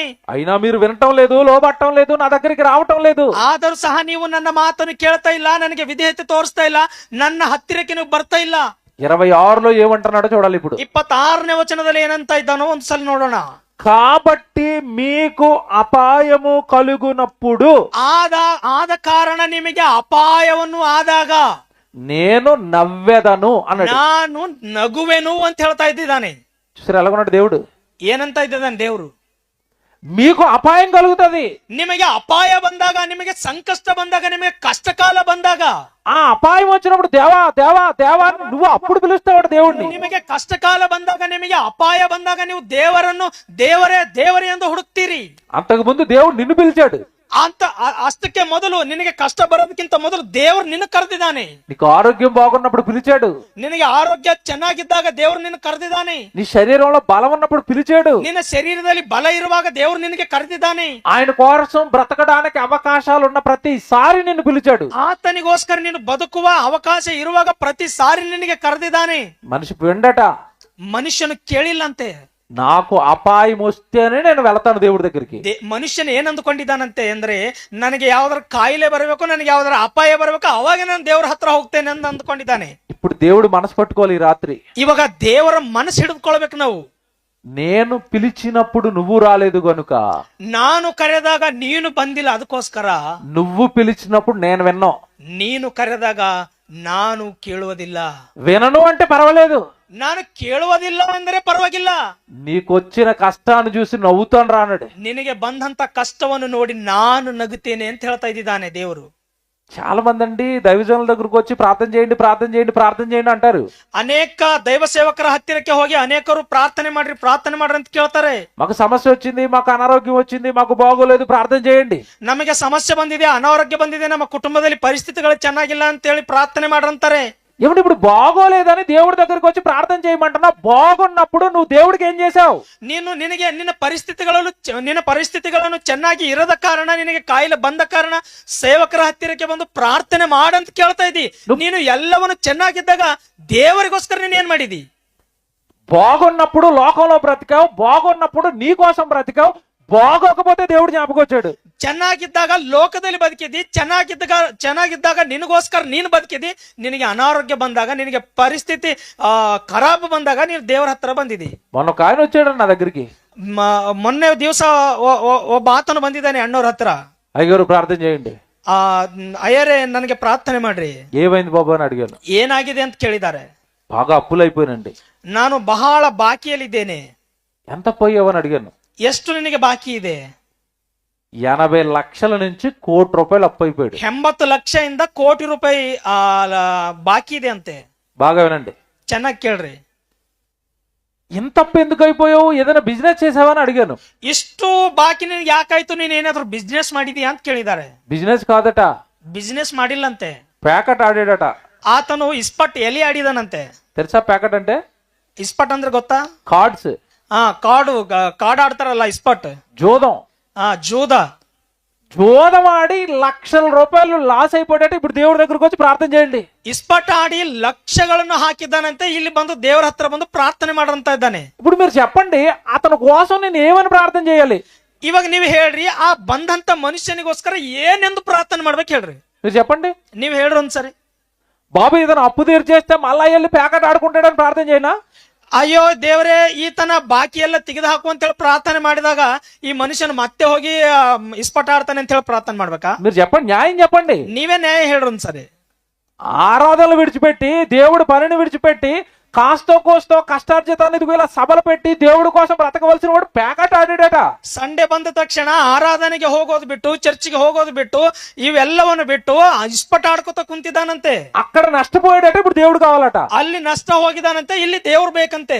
బాగుంటే ప్యాకెట్ ఆడతాను, ಚೆನ್ನಾಗಿದ್ರೆ ಇಸ್ಪಟ್ ಆಡ್ತಾನೆ. అన్ని నష్టపోతే దేవుడు జ్ఞాపకం వస్తాడు. ಎಲ್ಲ ನಷ್ಟ ಹೋದ್ರೆ ದೇವ್ರ ಜ್ಞಾಪಕ ಬರ್ತಾನೆ. ఏమంటారు చెప్పండి ఇలాంటి వాళ్ళని? ಇಂಥವ್ರಿಗೆ ಏನ್ ಅನ್ಬೇಕು ಹೇಳ್ರಿ ಒಂದ್ಸರಿ ನೀವು. విశ్వాసులా? ಇವ್ರು ವಿಶ್ವಾಸಿಗಳೇನಾ? భక్తిపరులా? ಇವ್ರು ಭಕ್ತಿವಂತರೇನಾ? దేవుడు ఏమైనా వాళ్ళ మొర వింటాడా? ದೇವರು ಏನಾದ್ರೂ ಅವರ ಗೋಳಾಟವನ್ನು ಕೇಳ್ತಾನ? ಅವರ ಪ್ರಾರ್ಥನೆ ಕೇಳ್ತಾನ? మీరు ఈ సభలకు వచ్చారా అదృష్టవంతులు. ನೀವು ಈ ಮೀಟಿಂಗ್ ಅಲ್ಲಿ ಈ ಮಾತು ಕೇಳ್ತಾ ಇದ್ರಿ, ನೀವು ಅದೃಷ್ಟವಂತರು. దేవుడి లోపల, దేవుడి మనస్సులో ఉన్న లోతైన సంగతులు మీ ముందుకు వస్తాయి. ದೇವರ ಮನಸ್ಸಿನಲ್ಲಿರ್ತಕ್ಕಂಥ ಗುಣಾರ್ಥವಾದ ಮಾತುಗಳು ನಿಮ್ಮ ಹತ್ರ ಬರ್ತಾ ಇವೆ. మీరు చాలా విషయాలు వింటారు. ನೀವು ಬಹಳ ಅನೇಕವಾದ ವಿಷಯಗಳನ್ನು ಕೇಳ್ತೀರಿ. దేవుడు మనిషికి ఏమీ అర్థం అవ్వలేదండి ఇంతకాలం. మనుష్యను దేవరನ್ನು అర్థ ಮಾಡಿಕೊಂಡಿಲ್ರಿ ఇష్ట కాಲ. నేను నా ఇష్టం వచ్చినట్టు తిరుగుతాను, దేవుడి దగ్గరికి వెళ్ళి ప్రార్థన చేయించుకుంటాను, ఇచ్చేస్తాడు దేవుడు అనుకున్నారు ఇంతకాలం. ಮನುಷ್ಯರೆಲ್ಲರೂ ನನ್ನ ಇಷ್ಟ ಬಂದ ಹಾಗೆ ನಾನು ಬದುಕ್ತೇನೆ, ಕಷ್ಟ ಬಂದಾಗ ದೇವರ ಹತ್ರಕ್ಕೆ ಹೋಗ್ತೇನೆ ಎಂಬುದಾಗಿ ಮನುಷ್ಯನು ತಿಳಿದುಕೊಂಡಿದ್ದಾನೆ. అన్ని బాగుంటే మనుషులను సంతోష పెడతారండి. ಎಲ್ಲ ಚೆನ್ನಾಗಿದ್ರೆ ಮನುಷ್ಯರಿಗೆ ಸಂತೋಷ ಪಡಿಸ್ತಾರ್ರಿ. కేవలం దేవుడికి కష్టాలు, బాధలు, కన్నీళ్లు, మొర ఇది వినడానికే దేవుడు. ಕಷ್ಟ, ಸುಖ, ಕಷ್ಟದಲ್ಲಿ ಕಣ್ಣೀರಿನಲ್ಲಿ ಮಾತ್ರನೇ ದೇವ್ರು ಬೇಕ್ರಿ. ఏమర్థమయ్యాడు దేవుడు? ದೇವ್ರಂದ್ರೆ ಮನುಷ್ಯನಿಗೆ ಏನ್ ಅರ್ಥ ಆಗಿದ್ದಾನೆ? దేవుని గణపరచడానికి పుట్టావు కదా. ದೇವರಿಗೆ ಘನಪಡಿಸುವುದಕ್ಕೆ ಹುಟ್ಟಿದಲ್ಲ. ఆయన వాక్యాన్ని పరిశీలించడానికి పుట్టావు కదా. ಆತನ ವಾಕ್ಯವನ್ನು ಪರಿಶೀಲನೆ ಮಾಡುವುದಕ್ಕೆ ಹುಟ್ಟಿದಲ್ಲ. ఆయన వాక్యాన్ని ప్రచారం చేయడానికి, ఆయన వాక్యాన్ని అనేక మందికి చెప్పించడానికి పుట్టావు కదా. ಆತನ ವಾಕ್ಯವನ್ನು ಅನೇಕರಿಗೆ ಹೇಳುವುದಕ್ಕೋಸ್ಕರ ನೀನು ಹುಟ್ಟಿದಲ್ಲ. అలా చేసిన దేవుణ్ణి ఆనంద పెట్టడానికి, గణపరచడానికి పుట్టావు కదా. ಆ ದೇವರನ್ನು ಘನಪಡಿಸುವುದಕ್ಕೆ, ದೇವರನ್ನು ಸಂತೋಷ ಪಡಿಸುವುದಕ್ಕೆ ನೀನು ಹುಟ್ಟಿದಲ್ಲ. ఏమర్థమయ్యాడు చెప్పండి మనుషులకు దేవుడు? ಮನುಷ್ಯರಿಗೆ ದೇವರು ಏನ್ ಅರ್ಥವಾಗಿದ್ದಾನೆ ಹೇಳ್ರಿ ನೋಡ್ರಿ. ఇది పార్ట్ 1. ಇದು ಪಾರ್ಟ್ 1. రేపు పార్ట్ 2 వింటారు. ಪಾರ್ಟ್ 2 ನಾಳೆ ಕೇಳ್ತೀರಿ. రేపు ఇంకా మంచి సంగతులు వింటారు. ನಾಳೆ ಇನ್ನ ಅದ್ಭುತವಾದ ಸಂಗತಿಗಳನ್ನು ಕೇಳ್ತೀರಿ.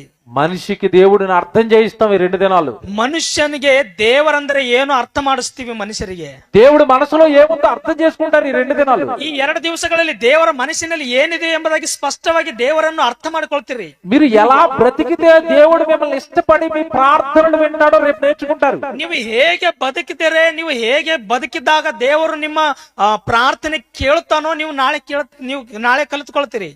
దేవుడు మన ప్రార్థనలు వినాలి, దేవుడు మన కుటుంబాన్ని కాపాడాలని అందరూ కోరుకుంటారు. ದೇವರ ನಮ್ಮ ಪ್ರಾರ್ಥನೆ ಕೇಳಬೇಕು, ನಮ್ಮ ಕುಟುಂಬಗಳು ಚೆನ್ನಾಗಿರ್ಬೇಕೆಂದು ಎಲ್ಲರೂ ಪ್ರಾರ್ಥನೆ ಮಾಡ್ತಾರೆ. కానీ ఎవరి మొర దేవుడు వింటాడు, ఎవరిని దేవుడు ఆదరిస్తాడు అన్నది రేపు విందురుగారు. ಆದ್ರೆ ದೇವರು ಯಾರ ಪ್ರಾರ್ಥನೆ ಕೇಳ್ತಾನೋ, ಯಾರನ್ನು ಆಧರಿಸ್ತಾನೋ, ಯಾರನ್ನು ಆಶೀರ್ವದಿಸ್ತಾನೋ ನಾಳೆ ಕೇಳ್ತೀರಿ ನೀವು. ಪ್ರಿಯರೇ, మనిషికి దేవుడు అర్థం కాలేదు అన్న విషయాలు ఇప్పటి వరకు విన్నారు. ಮನುಷ್ಯನು ದೇವರನ್ನು ಸರಿಯಾಗಿ ಅರ್ಥ ಮಾಡಿಕೊಂಡಿಲ್ಲ ಎಂಬುದಾಗಿ ಇಲ್ಲಿಯವರೆಗೆ ನೀವು ಕೇಳಿದ್ದೀರಿ. రేపు మరిన్ని సంగతులు విందురుగారు. ನಾಳೆಯ ದಿವಸ ಇನ್ನೂ ಅದ್ಭುತವಾದ ಸಂಗತಿಗಳನ್ನು ಕೇಳೋಣ. త్వరగా వచ్చేయండి, ನಾಳೆ ಬೇಗ ಬನ್ನಿ, ప్రార్థన చేసుకుందాం. ಪ್ರಾರ್ಥನೆ ಮಾಡಿಕೊಳ್ಳೋಣ.